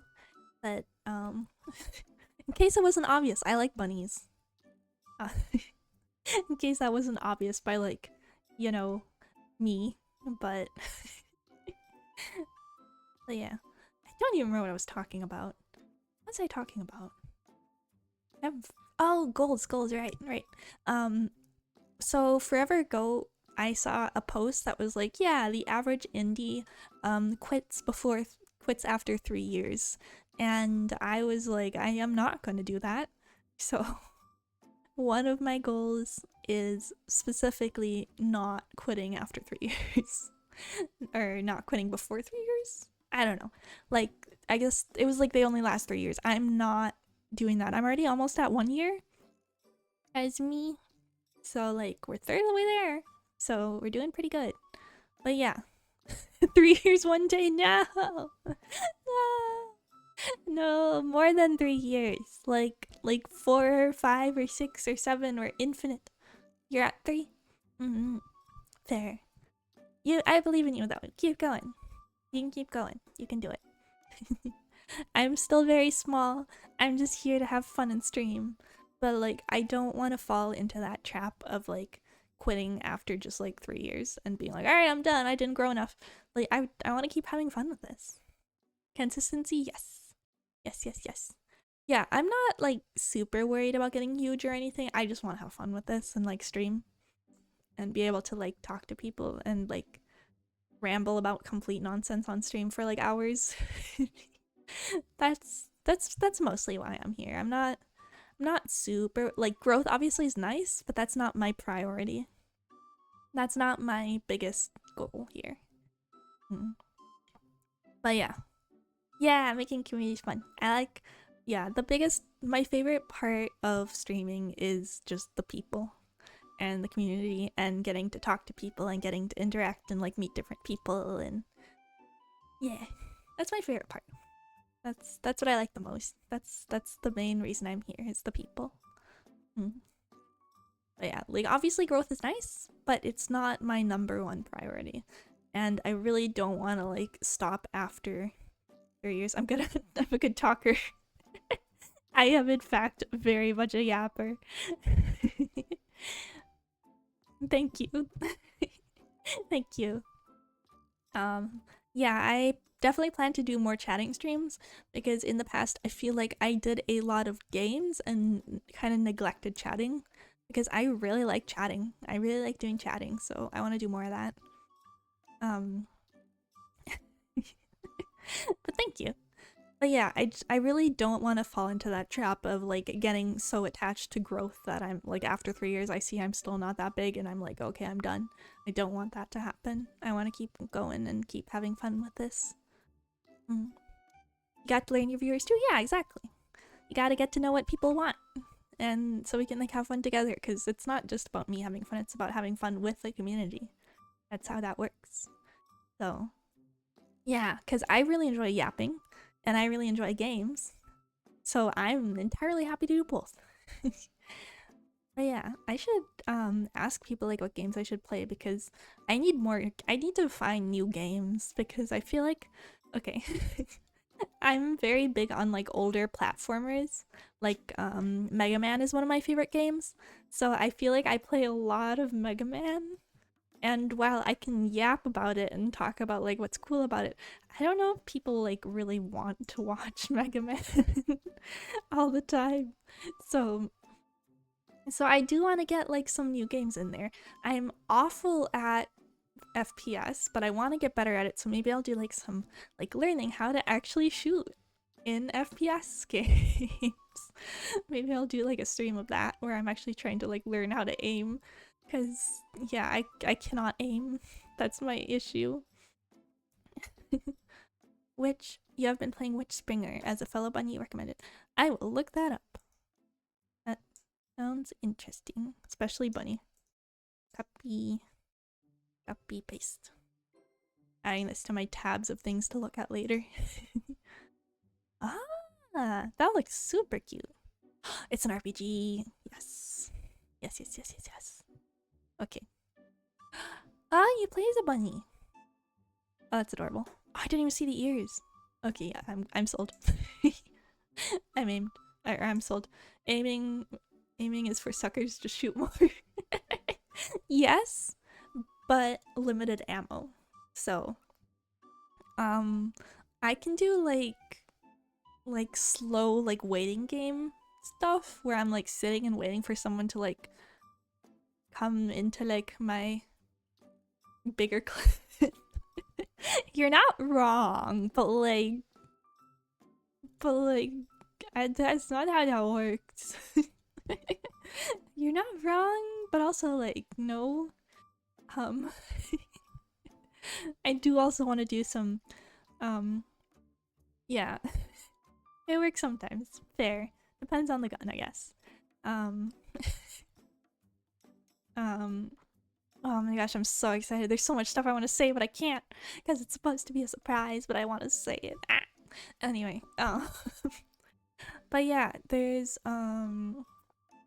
yeah, I should do like some aim trainers, because what I can do is I can sit still and like wait for people, and then like I can do like I can snipe people, but I cannot like do the standard like FPS gameplay. And people usually consider sniping like not necessarily sniping, but like what I'm good at is considered camping. I'm good at camping. So I want to get better so I can actually like play and not have people be like, why are you just sitting in a corner waiting? So I want to get better at aiming so I can actually like aim while I'm on the move and stuff. Valorant. I have played Valorant once. I was awful at it, but yes. Just sit and wait. Yeah, but I feel like people get mad at you and they're like, and it is also like I have fun doing that, but also at the same time I understand if you like walk into a building and there's just some character like sitting in the corner just waiting for you, that's a little like, that feels a bit cheap. I don't know. I need like more okay, never mind. We're not making that joke because that's terrible and I don't want to get berated by the FBI. Anyway, maybe they should check that corner too. But yeah, if there's like more like snipery games, that would be fun. I was gonna make an assassination joke. I was gonna see if there were like any assassination games. And then I realized that's horrible and terrible, and yeah, no. Though that does remind me, there was that, yeah, Hitman, but there was also that game that someone made with like ragdoll physics where you're trying to like protect the president and you have to like jump in front of the bullet to win the levels, and it's like ridiculous physics. I don't remember what that was, but I remember that being a game some people played. But yeah, Hitman. I should try Hitman. I might. Watching me be absolutely horrible at Hitman. I'd have to retract everything I said. Because I haven't really played anything involving shooting in a minute. Just because, yeah, most games are FPS. Most of the popular ones are FPS, and I'm horrible at them. One game involving the closest to an FPS I've gotten is Girls Frontline, which is not an FPS, it just has guns in it. And that's about it. That's where the similarities end. By sniping, you mean explosives? Yes, efficiency. That is, yes, the best strategy, clearly. just blow it all up. Great plan. Oh boy. This is a questionable topic. But yeah, I've been playing Girls Frontline again. I know they have like an anime now, so I really want to watch that, but stuff like that does interest me. I do want to play more FPS. I just need to like get good and like learn how to actually aim. But yeah, I'm gonna look up what that game was called because there was like a game, the ragdoll like assassination game. I'm gonna look up what that was called later because it was pretty funny from what I remember. You just like throw your ragdoll self in front of the president and hope it works. Oh boy. Ria! Thank you. Thank you for resubscribing after 7 months. What the heck? Also that, yeah, wow, I made, I guess I made, because Ria subscribed to me, like, the day I made affiliate. So I guess I made affiliate, like, 7 months ago. Weird. Weird. It doesn't feel like it's been a year. Like, next month will be my 1-year anniversary of streaming as myself. So it's really weird. It's weird. It doesn't feel like it's been a year. It feels like it's been like a couple months. It's really, really weird. I had some plans. They will not be working out in time, but I thank you. Have a good stream, yeah. Have fun trying not to drive off a cliff in Truck Simulator.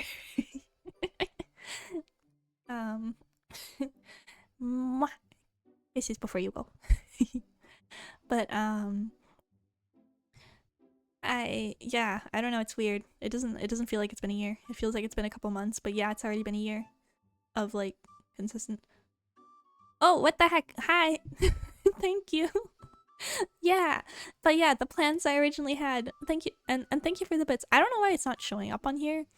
It should be, but it's not for some reason. I'll have to fix that later. But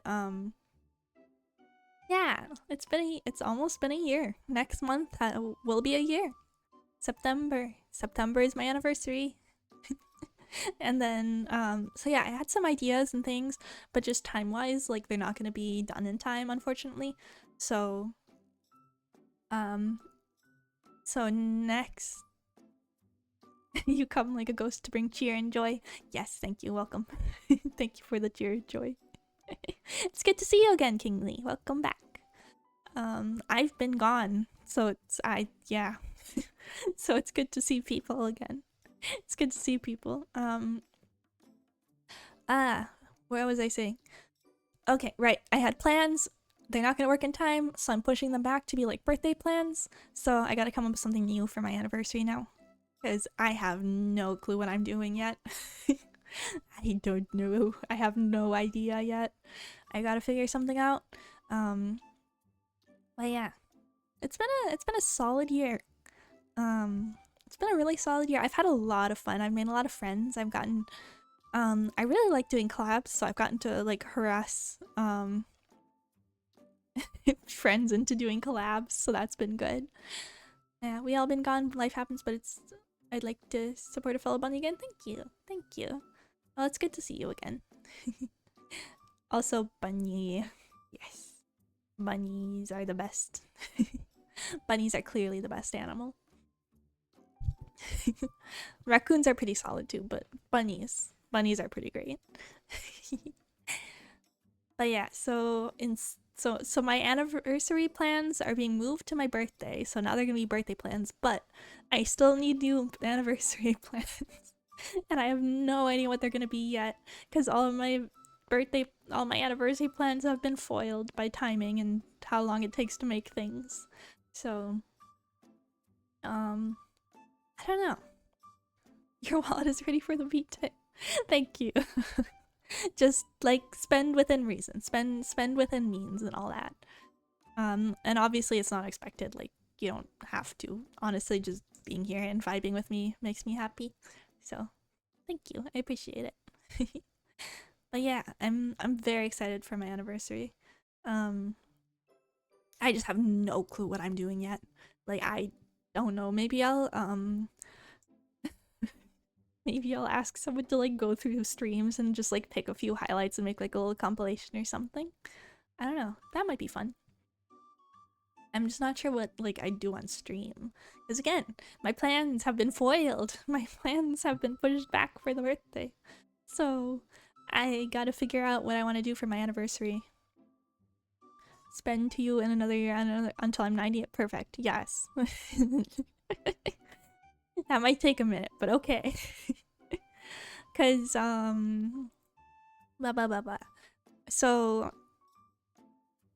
I don't know if this is like trivia or just something I do, but I consider, so the way I do birthdays, karaoke is popular but getting kind of overdone. Yeah.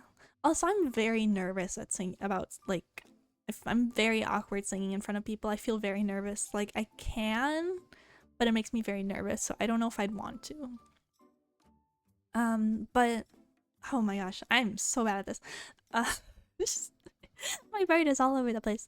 What I was saying was so the way I do birthdays is I when my birthday happens, the age I turn, I call it my, I'm not turning that age, but I say I am turning. Oh, did tracking just go? Oh, 1 second. Tracking is 1 second. 1 second. We gotta save this real quick. Ignore the jank. You saw nothing.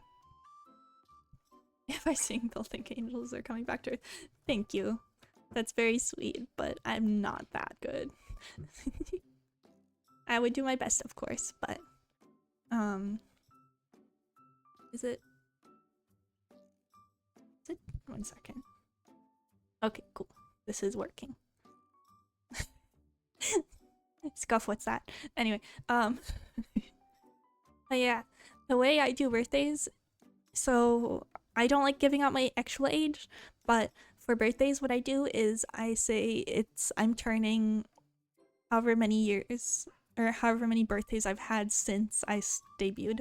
So my last year birthday was my first birthday, and this next birthday will be my second birthday. So because it's my second birthday I'm celebrating, so that's just that's how I do that. Someone without an embarrass button, you do some wacky stuff. I wish I did not have shame. I would be so, well, okay, maybe not, maybe having shame is like a good thing, but like I wish I was less nervous about doing things like singing. So yeah, like I wish I could just sing and like not get nervous in front of people. I just got a notification that the humidity is very high. Thank you, helpful weather. But yeah, like maybe I would like to do karaoke someday, just like, but like as like a one-off maybe or something like that, just for fun. Also when my throat is not like dying of dust inhalation. Yeah, it hurt us about talking about the weather. I hope it's charging properly. Okay. The humor is gonna be higher soon with this. Yes. 10 out of 10. Quality joke. Yes. Good pun. Yes. Very yes. But yeah. Oh my gosh, the weather's been awful. I complained about it earlier, but I'm gonna complain again because Kingsley wasn't here. It was hotter here It was hotter here than it was in Death Valley yesterday. Like the same day, not like in general because that's like absurd, but it was hotter here yesterday than it was in Death Valley yesterday, which is like stupid. Which like that why? That should not happen. I don't understand. But yeah, that was a thing that happened. So that was not fun, but yeah. You're punny. I do enjoy a good pun. Also, ignore the weird slant to my model suddenly. It has nothing to do with the fact that I have my phone at a weird angle so it can charge. Yes. No scuff here. What's that? Nope. No scuff ever. But yeah, I'm really glad Wi-Fi is working today because I really wanted to just chat and hang out. It's been kind of a pain having to wrangle with all sorts of random tech issues. I just want to stream and enjoy it. I don't have to worry about like everything breaking every 5 seconds. But yeah, it's hotter when you leave the house. Earth is not ready for this level of hotness. Yes, that's me, the hottest Banui on the earth. Rah. Global warming? That's me. Oh boy. Oh boy, I've made some terrible jokes on stream today. And by terrible, I mean like just bad jokes. Oh boy. Ah. Punk. Wait, oh my gosh, wait, I just 10 out of 10 jokes, yes. Global warming? More like bunny warming. Thank you, good jokingly. Also, I just realized, Punk, that the second part of your name is Bunny. I was trying to figure out what that was. I was like, is that Booney? Bune? No, it's Bunny. I'm dumb. Punk Bunny. Oh boy. Anyway, I have a functional brain with functional brain cells. I can read. I have reading comprehension or something. I don't know what that's called. Ah. But yeah. Oh. Oh boy. Ah.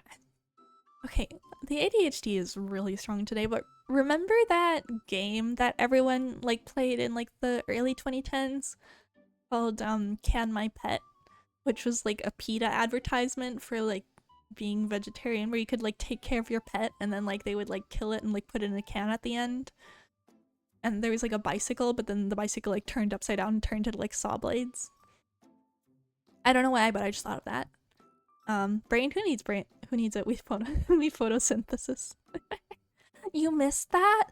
Oh, it was a huge thing for a while. Like every VTuber, every YouTuber was like playing it, being like, "Oh my god, this is so cute," and then they get to the end, they'd be like, "Wow, this is horrible. I'm sad. No, they killed my pet." But yeah, I think it was like a PETA advertisement or something, and it may not have been. It may have just been like a prank game that someone made. I don't know. I feel like I remember it being made by PETA because like that's the sort of thing PETA does in their spare time is make games to traumatize people unsuccessfully. But yeah, basically it involved like so it would like it had like a list of activities along the bottom where it would also fun fact, I do move my arms while I talk. You just can't see it because like obviously, but so I don't know why I do, but I do. But yeah, basically there's like a list of like tasks along the bottom, and so it started like feed your pet, so then you would like drag the food up and then would like peck at it and eat it. You could like name it and dress it up to start with, and then it was like water your pet, so then you would like clean it. They got trouble recently for trying to free freshwater fish into the ocean. Oh, that's such a PETA thing to do. Oh, that's so stupid. Oh, there's so many things that are just so what like what? Do they not have like what like what like what why what? Fish is fish. Yes, put fish into salt ocean. Fish is not used to salt ocean. It's okay. It will get used to fish salt ocean. It'll be fine. I'm sure it'll be great. Oh boy, that sounds questionable. For a lot of reasons. So boy. Geez, you'd think they'd like know that. Yeah, they got no they got no protein. Yeah, oh boy. Uh, like, if you're vegetarian or like vegan, like, good for you, that's cool. I like understand the reasoning and all that. That's totally cool. But like PETA is like, you're going to hell if you don't. It's like, geez, chill. What? What? You'd think they do like basic like being a company like revolving entirely around like animals. You'd think they do like some basic research to like find out that that's a horrible idea and the fish are gonna die. Either like I don't know. I don't know. I don't know. I don't know. Oh boy. Anyway. But yeah, can your pet, you could like feed it and then you would like give it like a shower, then you would like play ball with it, and like after doing like a certain amount of every task, it would unlock the next one, and then the last one would like looked like a bike, and so everyone was like, oh yay, let's give our pet some exercise, and then you did it and it would like go through like a saw and like go into a can with like the name you gave it on it. And I would play this song about it would play this like comedy song, I guess, which is the thing that makes me think it wasn't PETA. I feel like it was PETA, but it probably wasn't just because of this. But it would play a song about, it's like a comedy song about a kid who swears, and his dad's like, where did you hear that? And it's like, what? The chicken said it first. And it goes like, buck, buck, buck, buck, buck, buck, buck, buck, buck, buck, buck, buck, buck, buck, buck, because like, bark, like that, yeah. Anyway, the chicken said it first. It's really, it's pretty silly. I remember that very clearly. But yeah, that was going around for a while because everyone was playing it and being like, oh my god, everyone, it's horrible, and now I'm traumatized and I killed my pet. I'm sure some people were actually surprised by it, but I'm sure some people also just played up the reaction. But yeah, it was to that was a thing. I used to play that game a lot just because I like dressing up the pet. Like I'd get to the end, I'd be like, all right, time to dress up a new pet. I just like dressing them up because there were so many different options. Like the customization was so good. Oh yeah, when they tried to prove cats can be vegan, but the pets always end up escaping. I wonder why they were running away. Maybe because they were malnourished and you weren't feeding them properly. Wow. Like dogs, like no. Dogs, like sort of, but cats are literally like required to eat meat. Like they have to have meat to live. Like that's just how their digestive system works. Like you can't force human standards onto animals. That's weird. Like you wouldn't force parrot standards onto like a goat. Like that doesn't make sense. I don't know. To use PETA logic. I don't know. I will never understand. Like, yeah, I will never understand PETA. They are a mystery. And like, don't they have that one YouTube channel that does like all the animal videos? But like, all the animal videos are showing like, oh my gosh, these two animals that are predator and prey in the wild are best friends. This will not go horribly wrong. What do you mean? I hate those videos. It's always so like, I watch it and I'm like, oh my gosh, like what if one day that cat's like, lol, I'm hungry, snack time, or like plays a little too rough with like the hamster or whatever animal. Like that could go horribly wrong so quickly. I don't know. It just like makes me worry for the animals. Which is ironic since it's PETA making the videos. They bring in that backup hamster? Yeah. No, not what do you mean Charlie's dead? Nah. See, this is Charlie. He's right here. Look at him. Look at him doing his little hamster things. Oh boy. Oh boy, oh boy. But yeah. I don't know why we ended up talking about PETA. This could be like an anti-PETA video. There's so many better reasons, exactly. There's so many like great charities that are like out there to like bunnies getting cancelled, yeah, by PETA specifically and no one else because no one likes PETA. Oh boy. Cause like there's so many great like wildlife protection charities, like charities that like make sure your pets are taken care of and like take them in if they're neglected. But like, and then there's just PETA. Then there's just PETA. Oh boy. Oh boy, oh boy. Yeah, no, the thing is I don't have to worry about getting cancelled by talking bad about PETA because no one likes PETA. Everyone knows. Everyone knows what they're actually like. Oh boy. Anyway, I usually try to stay away from like these sorts of topics, like real life stuff, just because I want this to be like a silly, lighthearted space where we can just kind of chill and vibe, but I feel like PETA is generally kind of like a universally agreed upon subject. But yeah, okay, I'm gonna look up who made that game actually. I have access to the internet, I can Google. I can use Google. But yeah, it was literally just called Can Your Pet. Can Your Pet. There's a mobile game? What? Scary, okay. It's not PETA. Cool. Yeah, the top video that comes up is Markiplier from 9 years ago. Can Your Pet. Yeah, okay, it was not PETA.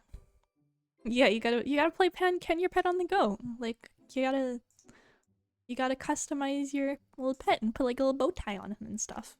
Give him like hairstyles and different like that game was an experience. That game is wild. It's really clever because it's like when you read the title, PETA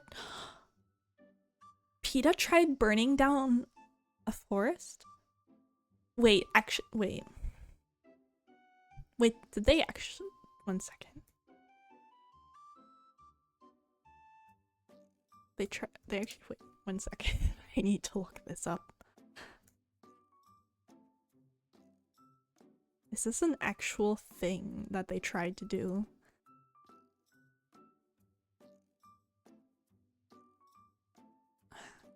Don't want articles from PETA, I want articles about PETA. Oh, Umbrella. They thought the fireflies needed fire to live. Yes, exactly. Also, oh my god, scrolling through these PETA articles. Okay, one of them is PETA to light globe on fire to push Amarillo to go vegan. I read it as armadillo. So I thought they were trying to get armadillos to become vegan, which I'm pretty sure they eat bugs. So, I don't know. And also the Amazon is blaming burning for soy, but don't blame tofu. Yeah, I'm gonna have to look this up more later because if PETA like actually tried to burn down a forest to like oh, armadillos eat worms. Got it. Yeah, so they eat bugs. So are worms considered bugs? I think they're considered bugs. But yeah, if they like actually tried to burn down a forest, that's insane. That's like a new level of unhinged for PETA. Jeez. Cause like, you know, animals need trees to live. That's kind of important.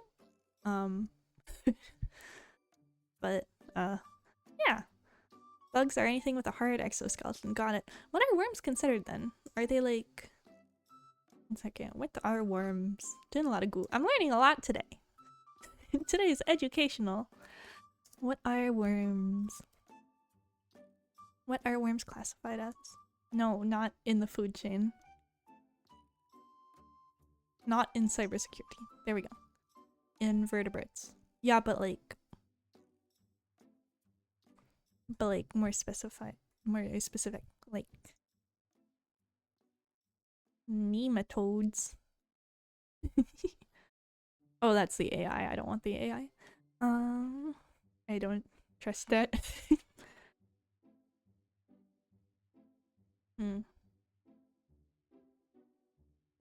Nematodes. Nematodes is fun to say. Okay, I guess they are just worms. I guess worms is their category. Ooh, flatworms are kind of cool looking. That looks like a sea slug, sort of.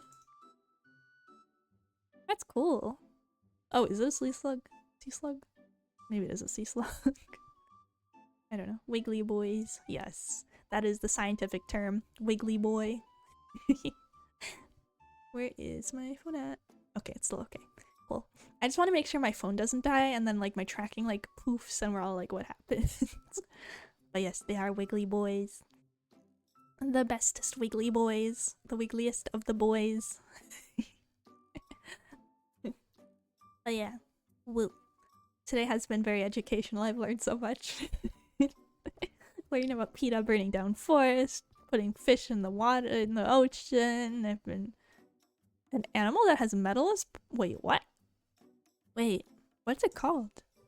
Animal that has like metal. That sounds fascinating. The last like really cool discovery in terms of animals that like I was super interested in was the dino skeleton that basically looks like a dragon, but that's like 10 years ago now. So it's not exactly recent. That's the last one that like really caught my attention.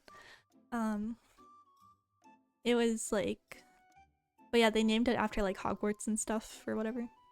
But it's really cool. I got to see the skeleton in person and it really does look like a dragon. It's all like spiky and stuff. It's cool. Okay, I'm gonna look up what this animal is called. Animal. Ah, from ocean vents. Interesting. With metal. Animal with metal. Metal animal. Oh, what bloodworms? Huh. So when does grave robbing become archaeology? That's a great question that I do not know. I am not particularly interested in archaeology. I'm just interested in dragons. So I thought the dragon guy was pretty cool. If I wasn't a bunny, I would have been a sea creature, like a sea, not like a creature, but like a sea, like an aquatic person. Bunny encouraging now, not encouraging grave robbery. Don't rob graves, you'll get arrested. That's a terrible idea. But yeah, dragons are really cool. I like dragons a lot. But yeah, if I hadn't been a bunny, I would have been like an aquatic like person, like a water themed character, but like a person, not an animal. And if I hadn't been a water themed person, then I would have been a dragon. But like bunny is me. I can't really imagine myself as anything other than a bunny, so I don't know. I am bunny. No, officer, I'm doing archaeology. No! The real dangerous theory? What's that? Is that all grave robbing is archaeology? Because that sounds terrible and also dangerous. For like a variety of reasons. That just sounds like a bad idea overall. The dragons are real theory? Please elaborate. Because like there are definitely reasons to believe dragons were real. I don't know if I personally believe it, but there are like reasonable points. It's not like some crack theory. It's like dragons equal dinosaurs basically is what it is, more or less. Oh, that the bones were hollow and they broke down over time? That makes sense. But we do have like, I'm pretty sure we do still have like bird bones and stuff from like around those times. So, I don't know. Maybe. I don't know. I don't know if that... I'm pretty sure we still have like bird bones and stuff, so that would kind of like devalue the theory, but it's not bad, I guess? Because like, okay, if we're gonna get into dragons, there are like, so if we're looking at dragons as like a scientific thing, there are like ways that they could like realistically explain every feature a dragon has. Like they fly. How do they fly? Hollow bones, air bladders, being lightweight, being smaller and having large wingspans. Oh, we have yet to discover hollow bones. Interesting. I didn't know that. And then like breathing fire even, like like there are literally animals that we know exist that spit incredibly high temperature liquids that are basically burning or like boiling or whatever. So like everything that a dragon has can be found in some other animal that exists currently on Earth. The thing is, you just have to find them all and like combine them into one creature. Like from the big birds and big dinosaurs makes sense. So like technically like it's not like the concept of a dragon is pretty realistic in terms of like just looking at what exists in nature. If you just combine it and you get a dragon. So like, and also just the fact that dragons appear in like every story, like lore of like any civilization ever anywhere in the world has some form of like large serpent or dragon or something. So like it's very possible that something dragony existed, but I don't know. I don't think there's exactly any hard evidence or anything. It's just kind of cool to think about that it's like not that unrealistic. Especially like dragons that are just big snakes, because those are just big snakes. But like, yeah. Or yeah, dinosaurs, because dinosaurs are a thing, so like where is the line between dragon and dinosaur? That's also kind of up to interpretation. That's why I thought the welcome to the Buddy Jones show. This episode, the Hollow Earth theory. So actually all the dragons, they went into the earth and they're all living there until we learn how to stop pollution so they can come up, and then once pollution is ended, our bodies will slowly filter out all of the yucky stuff, and then the dragons can eat us again. And that's why they're in the earth, because yeah. Yes. Logic. But yeah, that's why I thought the circle of life. That's why I thought the dino dragon guy was so cool, because like where is like what makes something a dragon versus a dinosaur? It's literally just definitions. I mean, like obviously at this point in time, dragons are considered to be a fictional thing, and then dinosaurs are the real thing. So at this point in time, the term for anything real is dinosaur automatically, and anything fictional is dragon. So that's just how that works. But really that's just what we're calling things, I guess. I don't know if that makes sense. I'm gonna pull up a picture of this guy, because he's pretty cool looking, and he really does look like a dragon. You want to play D&D now? I've only played D&D once, or well, twice now, I guess. But the first time I played D&D, I stole someone's dog. So we were supposed to like save this girl from being kidnapped by like goblins and stuff. So we went to the guy's like the grandpa's house, and he was like, "Oh, please save my daughter. She's been kidnapped." It was supposed to be like an introductory thing so we could like learn how to play D&D. And so like, and the guy had a dog, and I was like, "Oh, cute. I want a dog." And so I rolled to like convince him to give me the dog, and I got a 20. I rolled a 20. So I got a dog. It was very good. So yes, free dog.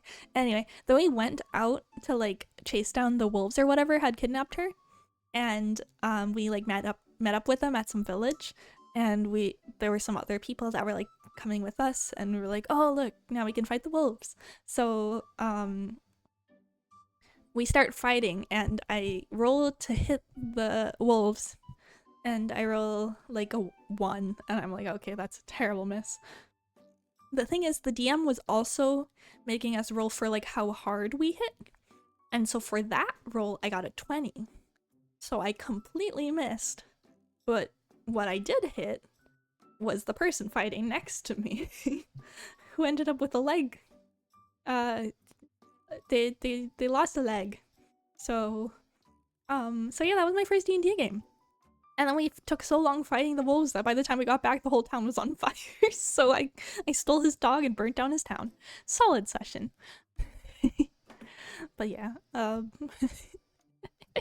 because I was playing a character that like cared more about animals than about people. So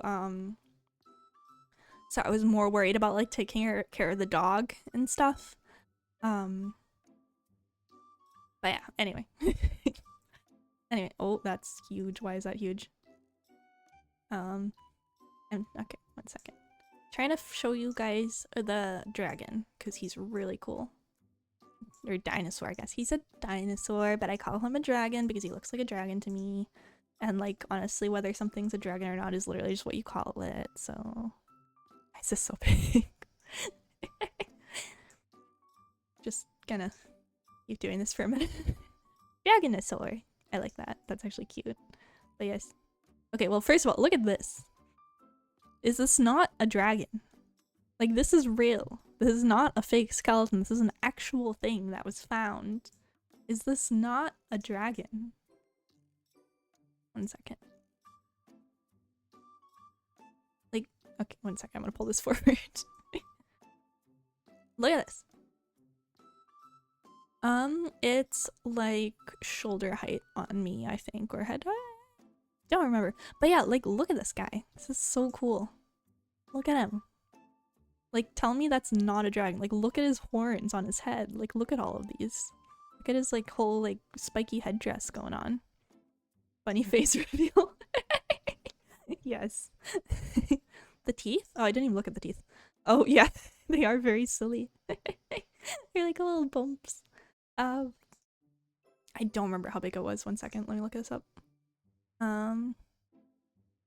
Okay, it was more than 10 days ago. It was found May 22nd, what's 17 years before 2021? Like 2005 or something? 2004? Something like that. I don't know. How big is he? How big is the boy? How big is the boy? He's not huge or anything. He's like fairly small, but like he's not exactly short. Okay, he's 12 feet in length. Thank you, very helpful. A height. I need height. That's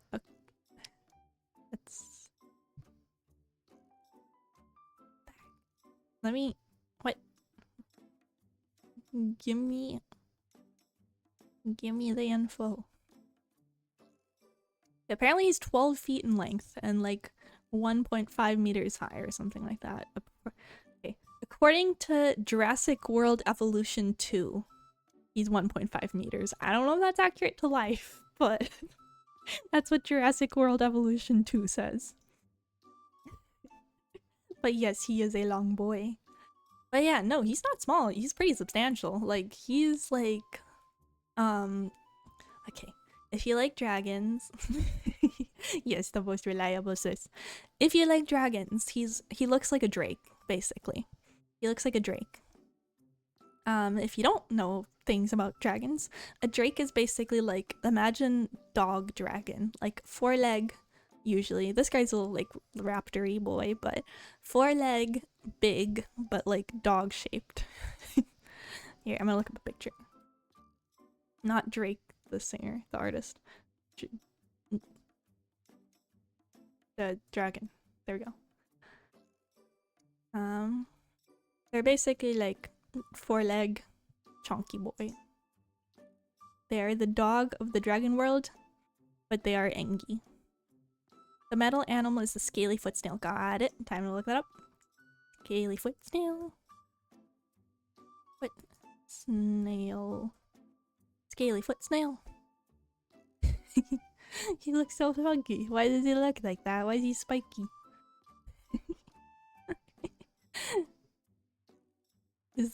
He's magnetic. He's magnetic.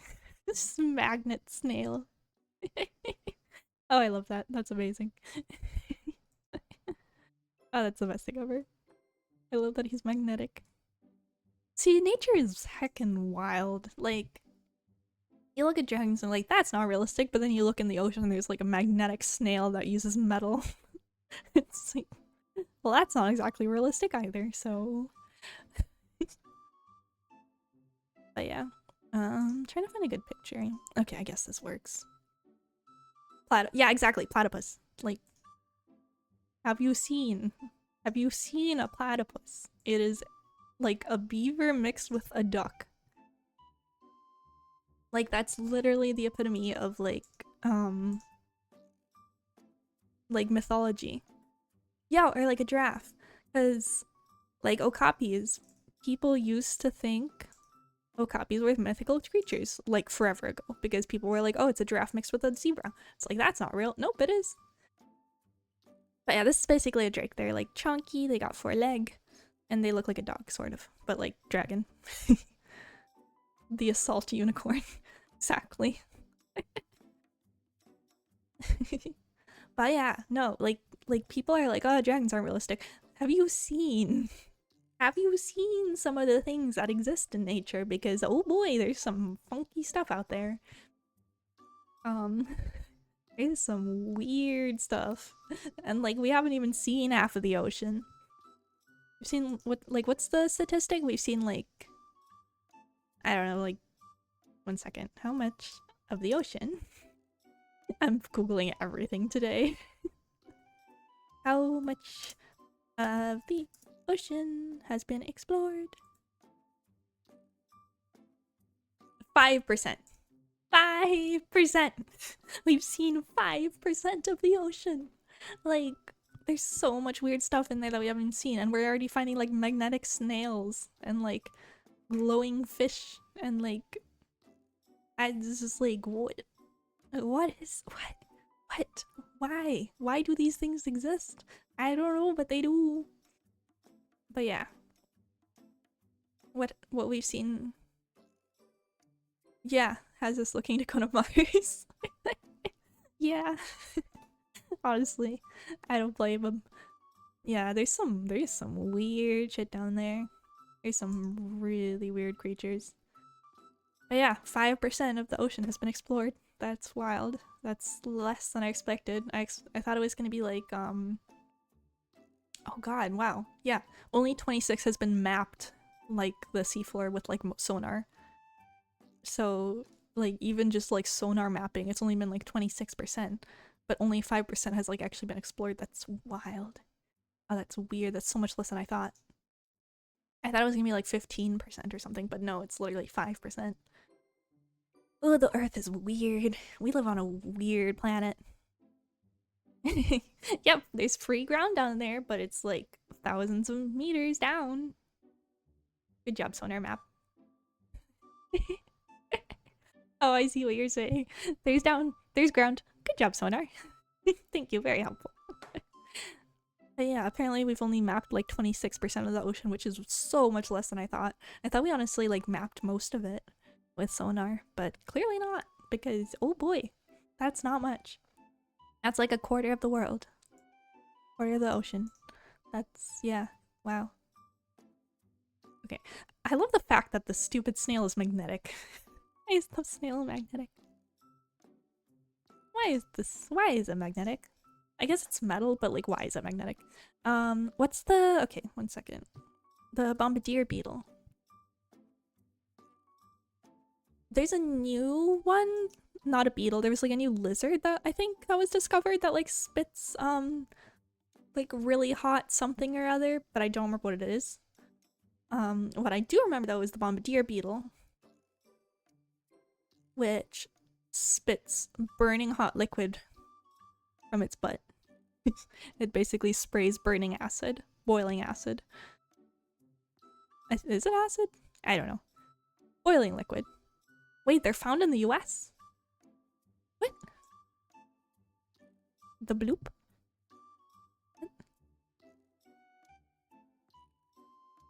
It is hot stuff. Hey, where are they found? What the heck? I didn't know you could. Oh, they're found on like every continent. Oh, that's so weird. Oh. Yeah, apparently they've got like 2 abdominal chambers that like they've got like 2 different separate chambers for beetles. The iron cast beetle that deflected a bullet and killed a man. What? What? What? 1 second. Metal beetle. Or iron cast beetle. Wait.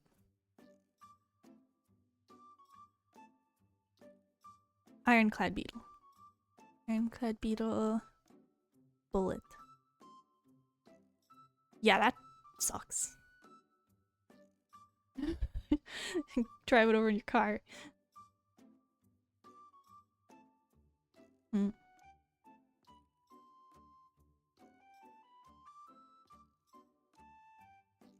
Yeah, that's insane. Wow. Yeah, these things look weird. Oh, they're so weird. The top recommendation is telling you how to murder the critter. Yeah. But yeah, you can drive over it in your car and it's fine. Like, it's a bug. It's tiny. But you can like run over it and it's fine. That's wild. That's really impressive. Why are there so many weird creatures? Why are there so many weird creatures on the earth? It's really cool. It's really interesting, but it's really weird and it's a little scary sometimes because like I don't particularly want to be on the same planet as like murder spiders that like kill you with a bite. Like obviously that's kind of normalized because that's just what, yeah, that just exists, but like still like spiders that can kill you just by biting you. Like just a little bug. I don't know. I'm not a fan. I would rather live away from those. I will never go to Australia. I will never go to Australia. Just a little guy. Yeah, just a little guy. The Australian bird that kills— wait. Australian bird that kills things with fire. Oh, and box jellyfish. Exactly, yep. I've been stung by a jellyfish like a few times. Mostly harmless ones though. I'm just gonna look up Australian firebird. I assume it'll probably come up.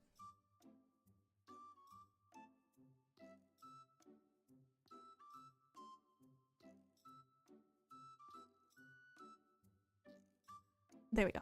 Okay. The black kite sets fire to forests. I guess. Yes. Oh, and there's also the brown falcon. Okay. Apparently there's multiple. Apparently there's multiple birds that like setting fire to things. That's so weird. I had no idea. Oh boy. Yeah, I like that. I like that there's just birds that are like lol fire. From all the gender. Yeah. The bird learned from the gender reveals. Oh boy. Oh boy. Oh, people are stupid. People are stupid sometimes. Yeah. See, we gotta stop being a bad influence on these birds. We need to stop teaching them to set fire to forests. What if like birds did like gender reveal parties and then they were just like setting forests on fire and we didn't know why, but they were for gender reveal parties for the birds? That'd be weird. I don't know. My brain is— yes. My brain is a thing that exists. Oh boy. Yeah, there's some funky weird little creatures. There was this bug I found that I really liked that like turned into like an S shape when it flies. Scrambled. No. No, not the scrambled. Not the scrambled bird. Do not scramble the bird. That is not allowed. Be nice to the bird. But yeah. There's this bug I found once that was really cool because it was like a straight line, but then when it flew it turned into like an S shape, and I thought that was cool because it looked like a dragon. I am very easily amused in case that wasn't obvious. but I can't remember what it was called, but I liked it a lot. It was something super common. It was like some like it's like Eurasian fly beetle thingy. I don't know. It was red. It was cool. I liked them. It was funky. There's so much weird stuff. This has gone very off topic. The stream was originally to talk about my trip, but honestly, this is more interesting at this point because like I covered everything on my trip, and all the like flights I missed. But yes, the red dragon beetle, the best beetle. Interesting. That's so weird. There's just a video of like a bird with like a trail of fire behind it. Like it's one of the top recommendations is just a thumbnail of a bird like with fire. Oh boy. There was this I found a frog on the sidewalk the other day. That was cool. And then I saw a bunny. But no birds setting fires. No birds setting fires to forests. Oh, the pangolins! Pangolins are so cool. I love pangolins. They're so funky looking. They're just little guys. They're just funky little guys. They're so cute. They just like hop along and like, I don't know. They're just little guys. Molotov cockatiel. That's really clever actually. I like that a lot. Oh boy. That's really fun. I like the imagery of that. Someone should draw that like a cockatiel with like a Molotov cocktail or like a I don't know, like a cockatiel shaped Molotov cocktail. I don't know. I like that. That's funny. That's good. That is clever. Firehawk. Australian birds have weaponized fire. One of the top headlines. What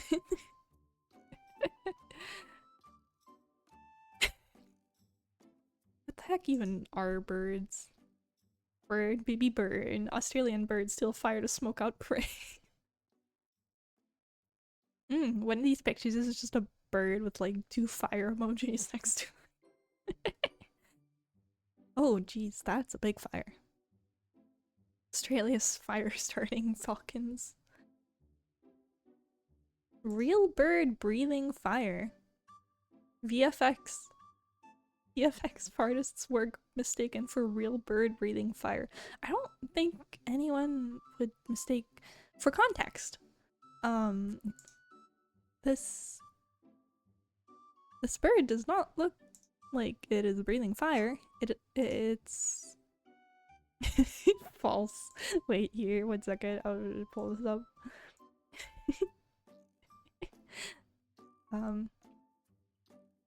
People, yeah, that's true. People can be kind of dumb sometimes. Just this image. Like, what about this looks realistic? What about this? What about this looks realistic? It's just a guy. It looks awful. It looks so bad. He's just blue and like the fire is blue. It doesn't even look like fire. I also like the little box in the corner, just be like, false. Yeah, exactly. Just get like a fire brush and just like paint over it, or like just toss a PNG on it and like paint the bird blue. I don't know. I'm just confused on why that would ever be confused for a real image of a bird breathing fire, but sure. Dragon millipede. The dragon millipede produces a cloud of sight. 1 second. Dragon millipede. Dragon millipede. Dragon millipede. Oh, that is weird looking. I don't like that. Spiny and toxic. Not surprising. What do they do? Tell me about them. It was formally described in 2007. Smell like almonds. But yeah, it produces hydrogen cyanide. Oh boy. What do you, like... And they live in Thailand, apparently. It is very pink. It is very pink. I like, yeah, it does look like a spicy gummy worm. It literally looks like a gummy worm with like legs. I like that it's just like, it smells like almonds. Oh, also it will kill you. It will kill you, but also kind of smells like almonds, so it's kind of cool. Oh boy. Oh my gosh, what even is the world? What is any of this? There's so many weird creatures. There's so many weird creatures. I wonder if someone would like make like a dragon mil— oh wait, it has two different names. It is either known as the dragon millipede or the shocking pink dragon millipede. Yeah, cyanide does smell like almonds, but I like that. It's just like, yes, it smells like almonds. Also, it's deadly, by the way, so don't smell it. Yeah, I've heard that. But yeah, I like that it's specifically called the shocking pink, the shocking pink dragon centipede. Ah, yes, the aroma of death. Almonds. Because like, don't almonds have like a tiny bit of cyanide in them or something? Like the teeniest bit or something. I don't remember, but something like that. Eukaryota. I used to be like very interested. Oh, apple seeds. That's what I'm thinking of. Okay. I'm getting things mixed up. But yeah, apple seeds. I'm sorry. You're right. I used to be very interested in like taxonomy for some reason, like in middle school. I don't remember much of anything, but I used to be very interested in it for some reason. What? Well, okay, I'm looking up the hairy frog. It breaks its— hairy frog. The hairy frog breaks its bones and uses them as claws to fight things. Oh boy. Also known as the horror frog. These things have such weird names. Or Wolverine frog. That's funny. Tell me about their bone-breaking activities. It possesses retractable claws, which it— okay. The hairy frog is also notable in possessing retractable quote-unquote claws, which it may project through the skin, apparently by intentionally breaking the bones of the toe. They are not toothed claws, as they are made of bone and not keratin. Oh boy. So yeah, it just breaks its bones and like suddenly has claws. Yeah. That sentence made your legs— yeah, no, I don't like that. That sounds unpleasant. That sounds painful and not great. Like, what? Why? Why is there a frog that does that? Why does that exist? How's my— okay, my phone's still got on battery. Cool. Oh yeah, that sounds terrible. Yeah, I don't like it. I don't like it. I want to go back to the magnetic snail. The magnetic snail is funny. I like that one. Or like, I think people underestimate like how murderous bunnies can be. Like, they will eat each other. Like, not all of them. Like, a lot of them are chill, but also a lot of them are not. I don't know if there are any like extreme bunnies though. I don't think there's much in the way of like weird, crazy like traits and things, unless they can like, I don't know, spray poison gas out of their teeth or something. Oh, tracking. Hello. Please track. There you go. Okay. Oh. Jackrabbits do look funky. There you go. The naked mole rat is immune to cancer. That's amazing. That's impressive. That's pretty cool. We should learn from the naked mole rat or something. I don't know. But yeah, that's cool. There's also like this is kind of a commonly known fact at this point, but like the possums can't have rabies. That's pretty cool. I really wish raccoons were like immune to rabies because I want to pet raccoons. They're so cute. I just want to have one as a pet. Yeah, the temperature's too low or something. Huh. Yeah. Interesting. But yeah, I like have you seen how cute raccoons are? I just want to like pick them up and like hug them, but they can have rabies, so you can't. It's stupid. It's stupid. They should be they should be a friendly creature. Why are they rabies having creatures? Like, one second. I'm gonna show you all proof that raccoons are heckin' adorable. Exactly! If not friend, why friend-shaped? Why is it friend-shaped? Why is it friend-shaped? If it's not a friend. 1 second. Getting you a raccoon picture. Look at him! Look at the little guy. Yeah, bears too. Bears are so cute. Like, obviously they're a little more likely to murder you, but they're still cute. Yeah, look at the little guy. Look at him. Look how cute that is. I know, I want to boop him.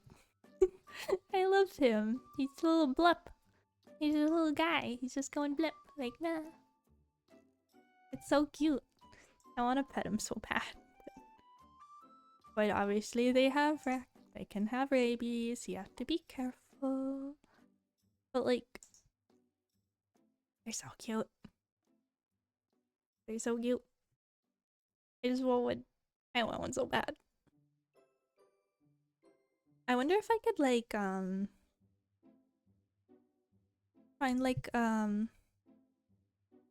they have a shot to fix that. That's true. I wonder if although rabies is honestly kind of terrifying, like as a disease. Look at it. Look at the boy. Like Windows screensaver. Wee. Look at him go. I should make this like a starting soon screen where it does like the bounce thing. But yeah, look at him. Like, do you not want to pick this guy up? Do you not want to like take him and like hug him and like pet him? He's so cute. It's not fair. Why are raccoons so cute? They're just little guys. But yeah, I wanna okay, what I want to do is I wanna go see if I can go to like a raccoon rescue and like volunteer for a weekend to see like what it would be like to own a raccoon and see if it's something like I could realistically handle. Because if I can realistically own, like, if I can handle a rescue raccoon at home. Oh yeah, they're chaotic as fuck, but worth it. So I want to see if I can handle it. And if I can handle it, then I want a raccoon. I just gotta see if I can handle it first. But yeah, no, they are incredibly chaotic. They are disaster gremlins. They are the little gremlins that will get into everything. I am fully aware. I am fully aware of what I would be getting myself into. And that's why I want to kind of give it like a trial run to make sure I could actually like handle it. What the heck is up with my tracking? Oh yeah, hide all of the wires. Yeah, I'd have to be super careful about the wires. I'd have to like baby proof like the computer room or something. And then like just not let them in there. He's in the walls. Yes. Okay, what the heck? I don't know why that fixed my tracking. I literally just adjusted my phone a little bit, but apparently that's I don't know. I'm not gonna question it. Anyway. But yeah. No, I want a raccoon so bad, but like I understand that they're a huge responsibility and a lot of work, so I'd have to do a lot of research and like do like a test trial run to make sure I could actually like take care of one properly, because like I don't want to take in an animal and then be overwhelmed and have to give it up for adoption again or whatever. I like, yeah, that's just stressful for the animal. I want to make sure I'm actually like prepared and able to like take care of it and all that. So yeah. But yeah. someday maybe I will own a raccoon. I would be very happy, but yeah, they are little chaos gremlins and it would be a lot of work. It would be a lot of work. Worst case scenario, I'll just go volunteer at like a raccoon rescue every now and then. That would be an option. That would be fun. But yeah, I just like, they're so cute. I just love how cute raccoons are. They're just silly little creatures. They're just chaotic little guys. They're so freaking cute. They bring me a lot of joy. No, he got stuck. Oh, there's a picture of a raccoon that got stuck in a storm drain. That's sad. Once a raccoon gets a child mission failed successfully. Yeah. Ironically, I have no patience for kids. Like, I could never. Okay. Which is very ironic because I work in a place that gets a lot of children. I do not enjoy the children. Oh, you had ferrets before? Oh, that sounds amazing. Ferrets are so chaotic too. I think they're not quite as bad as raccoons as far as I know. Like, as raccoons are basically like toddlers, is from what I understand. Ferrets are just little chaos noodles.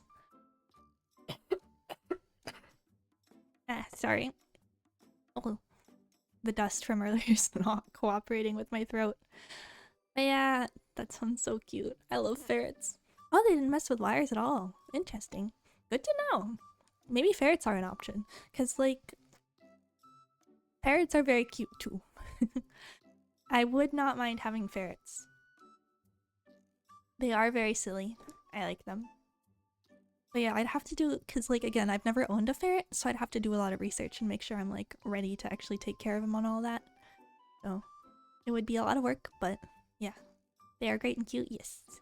Yeah, I just want to make sure that I can like do the best possible job of taking care of him. Oh yeah, no, I expect them to be a lot of work. I just want to make sure that like if I got a ferret, you got turtles that roll around on skateboards. Oh my god, that's amazing. Please send me pictures. That sounds like the best thing ever. And yeah, yours would roam around the house. Yeah, I like if I understand that like animal pets like that are like a ton of work, and that's why I'd want to like be 100% sure before getting them. Like theoretically, I would love them, but I would want to make sure like guaranteed that I would be able to take care of them. I don't want to adopt something and then not have like the energy or ability or whatever or knowledge to take care of them the best I can. So theoretically, ferrets would be great. Raccoons would be amazing. I would get a raccoon right now if I could. Like if I knew I could take care of it. But yeah. Like imagine having like a pet like raccoon and a pet cat and they're just like friends and they get up into like chaos. I wonder if raccoons need friends.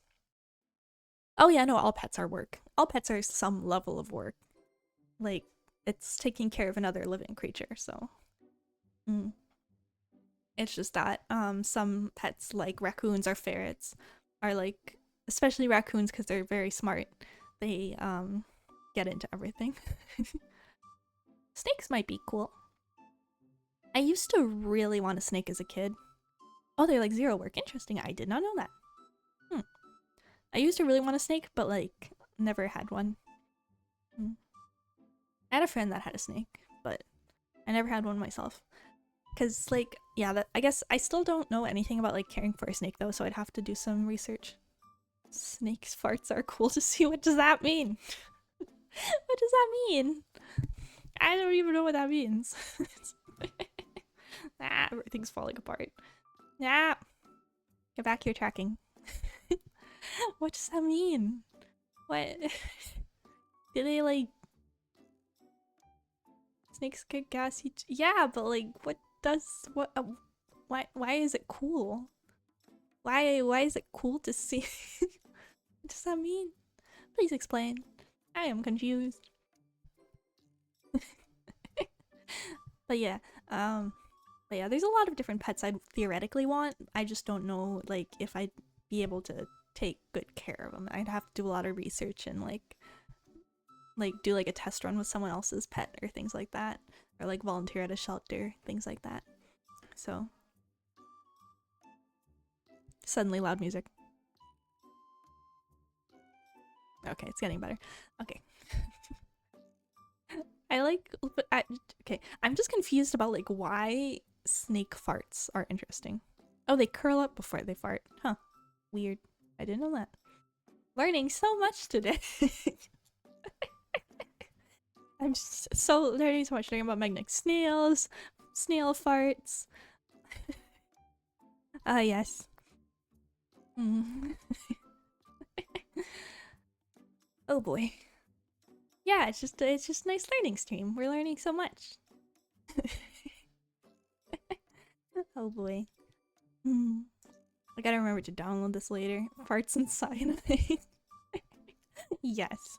What about cyanide farts? I don't like the word fart. I don't know why. Oh, wait. Have you seen the raccoons that like know how to paint?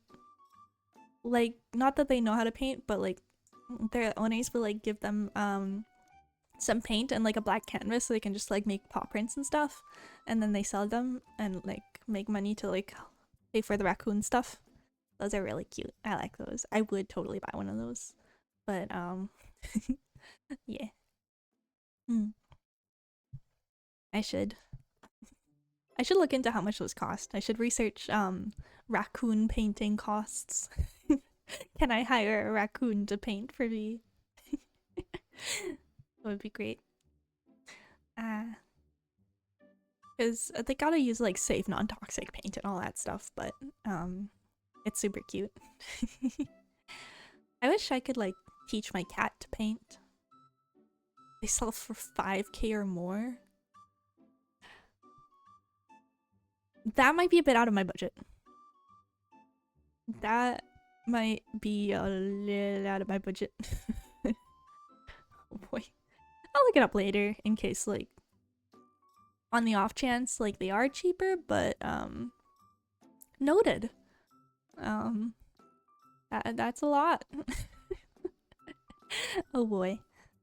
Yeah, I'm gonna, cause like I know people do like I know there's like elephants that paint. Leave some paint out and wait. Raccoon painting fundraiser. Yeah. Alright guys, welcome to my donathon. We're raising money to buy raccoon art. That would be really funny. But yeah, just leave some paint outside and wait. Just don't want the like animals like getting into the paint and getting hurt, I guess, would be my concern with that. I know it was a joke, but I'm overthinking it. Raccoon painting. I'm gonna look this up. 1 second. Raccoon painting. Raccoon painting. I love all. Okay, as I was typing up raccoon painting, I got recommended raccoon proof bird feeder, which reminds me of the. Oh, that's not bad. That's not bad at all. Okay.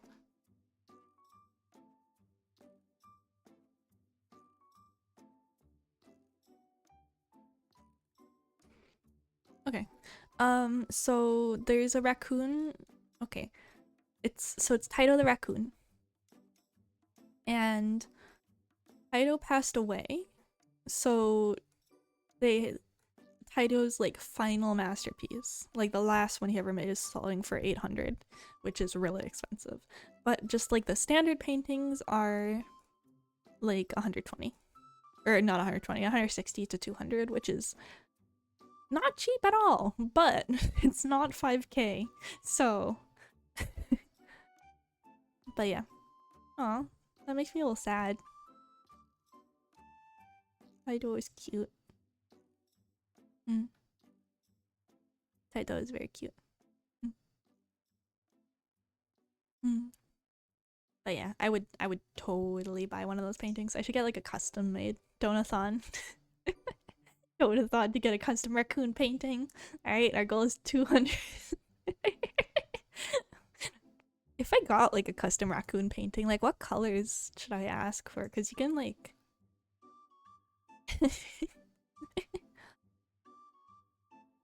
Yeah. No, that's not the right one. This. Pretty ones. Got it. Yeah, you select your canvas. You select your canvas color. Black canvas, your white canvas. Piper is one raccoon who paints as she pleases.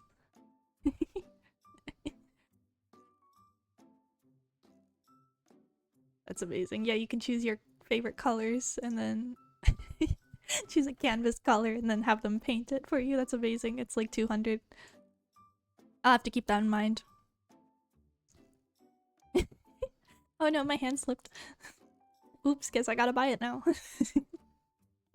If I do ever get a raccoon painting, I will share it. I will share it with everyone because, like, you've got to experience the joy of the raccoon painting. Yes. I would put it up on my wall. I would frame it.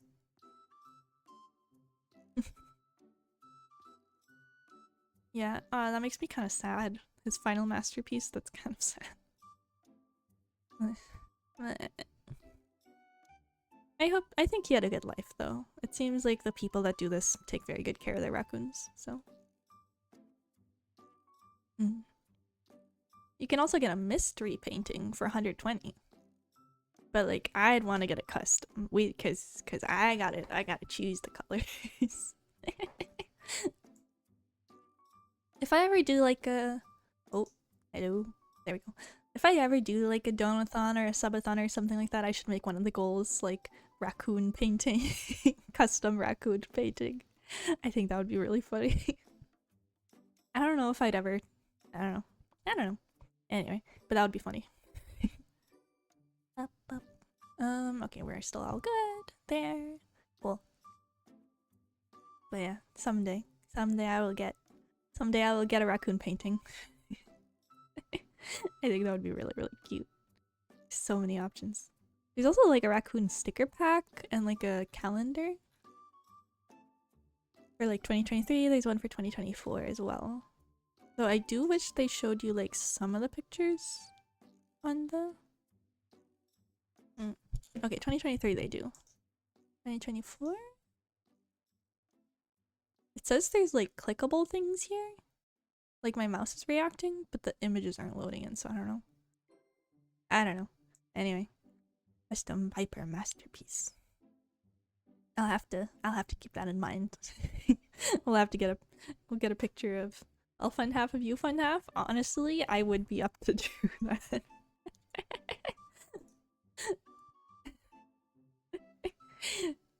Custom Piper masterpiece. If you seriously want to get a raccoon painting get together, I get paid on Fridays, so you could DM me. Because I do actually want one. But yeah. Oh boy. Oh, they're painting FAQs. It's been almost 3 hours. Yeah, go get rest. Go get rest. 1 second, there's painting FAQs. Yeah, no, thanks for stopping in. Have a good night. But yeah, paintings by Piper are made upon receiving an order. The time it takes Piper to make your painting can vary.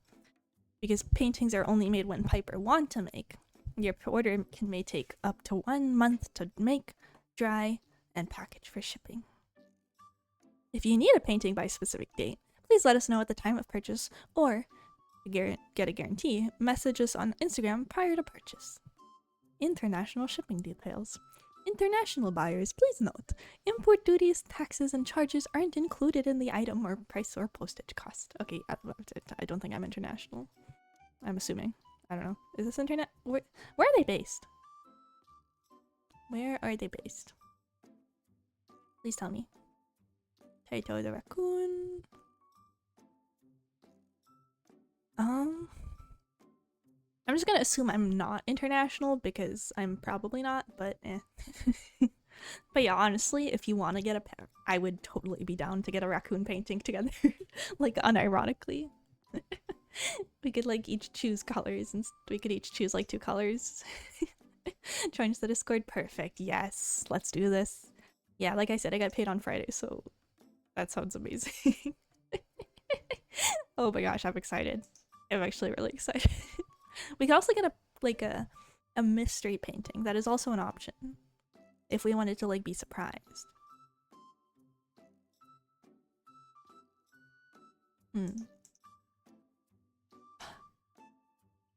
Oh, they have an option for painting and a picture with Piper. course I want a picture with Piper. What did I do Saturday? I bought a... Well, yeah, I bought a painting with a red VTuber. You have to specify, though. It's not just any painting. It's a painting done by a raccoon. It's a raccoon, but it's a raccoon painting. We can have like shared custody. Like you can get it on like... I'll like take it like 1 week and then you can have it like the next week. Yeah. It'll be like our child. Oh boy. Yeah, unironically, I want one. I want a raccoon painting. I want a raccoon painting to frame and put up. They'll think you're getting scammed from NFT or something. No. No NFT, only raccoon paintings. We don't deal in NFTs here. We only deal in raccoon paintings. Our currency is raccoon painting. This one is a vintage from 2004, made by Taito the Raccoon. A classic NFT, the raccoon painting. No, don't blah, blah, blah, blah, blah, blah, blah. Taint the raccoon painting. There we go. That's the word I wanted. Don't taint the purity. Don't taint the sanctity of the raccoon painting. It is. They are good and pure. They know not the crimes of NFT. But the raccoon looks at us in shame.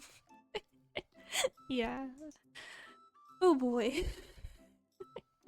But yeah, no, honestly, unironically, DM me. Let's get that raccoon painting. I honestly kind of want. I really want one. We just gotta decide if we want like a surprise raccoon painting or if we want like a pre-made, like a custom raccoon painting. So.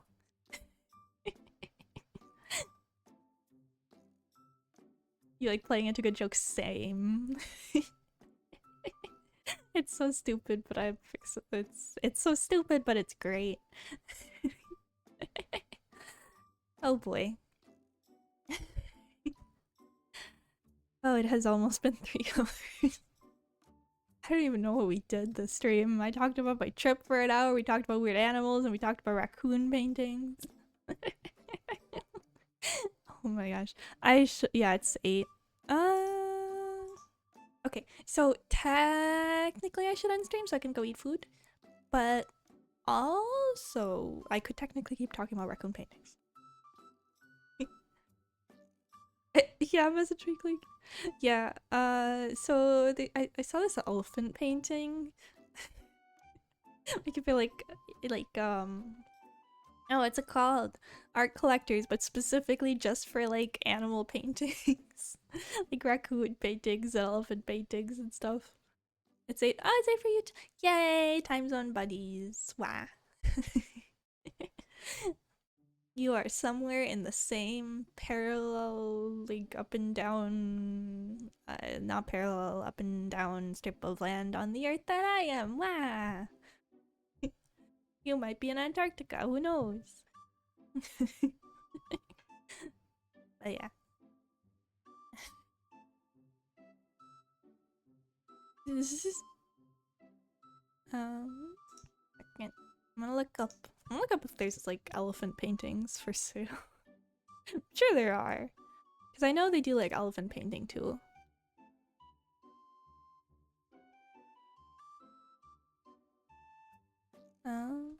There are. There are. Authentic paint. The Elephant Art Gallery. Authentic paintings by elephants. Gallery connection. Value line. What? Oh, this is not value. This is $300. That is a little too much for my wallet. That's a little... That's a lot. That's a lot. A little too much. Elephant art online. Let's check out a different one. Oh, Mo got it.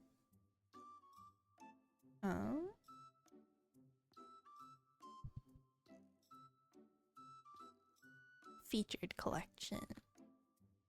Oh geez, yeah, these are like $500. That's way too much. Yeah, that's not. That's a little too much. That's a little too much. I think I'm good with the raccoon painting. I think that's enough. Okay. I should probably have dinner. I should probably eat dinner.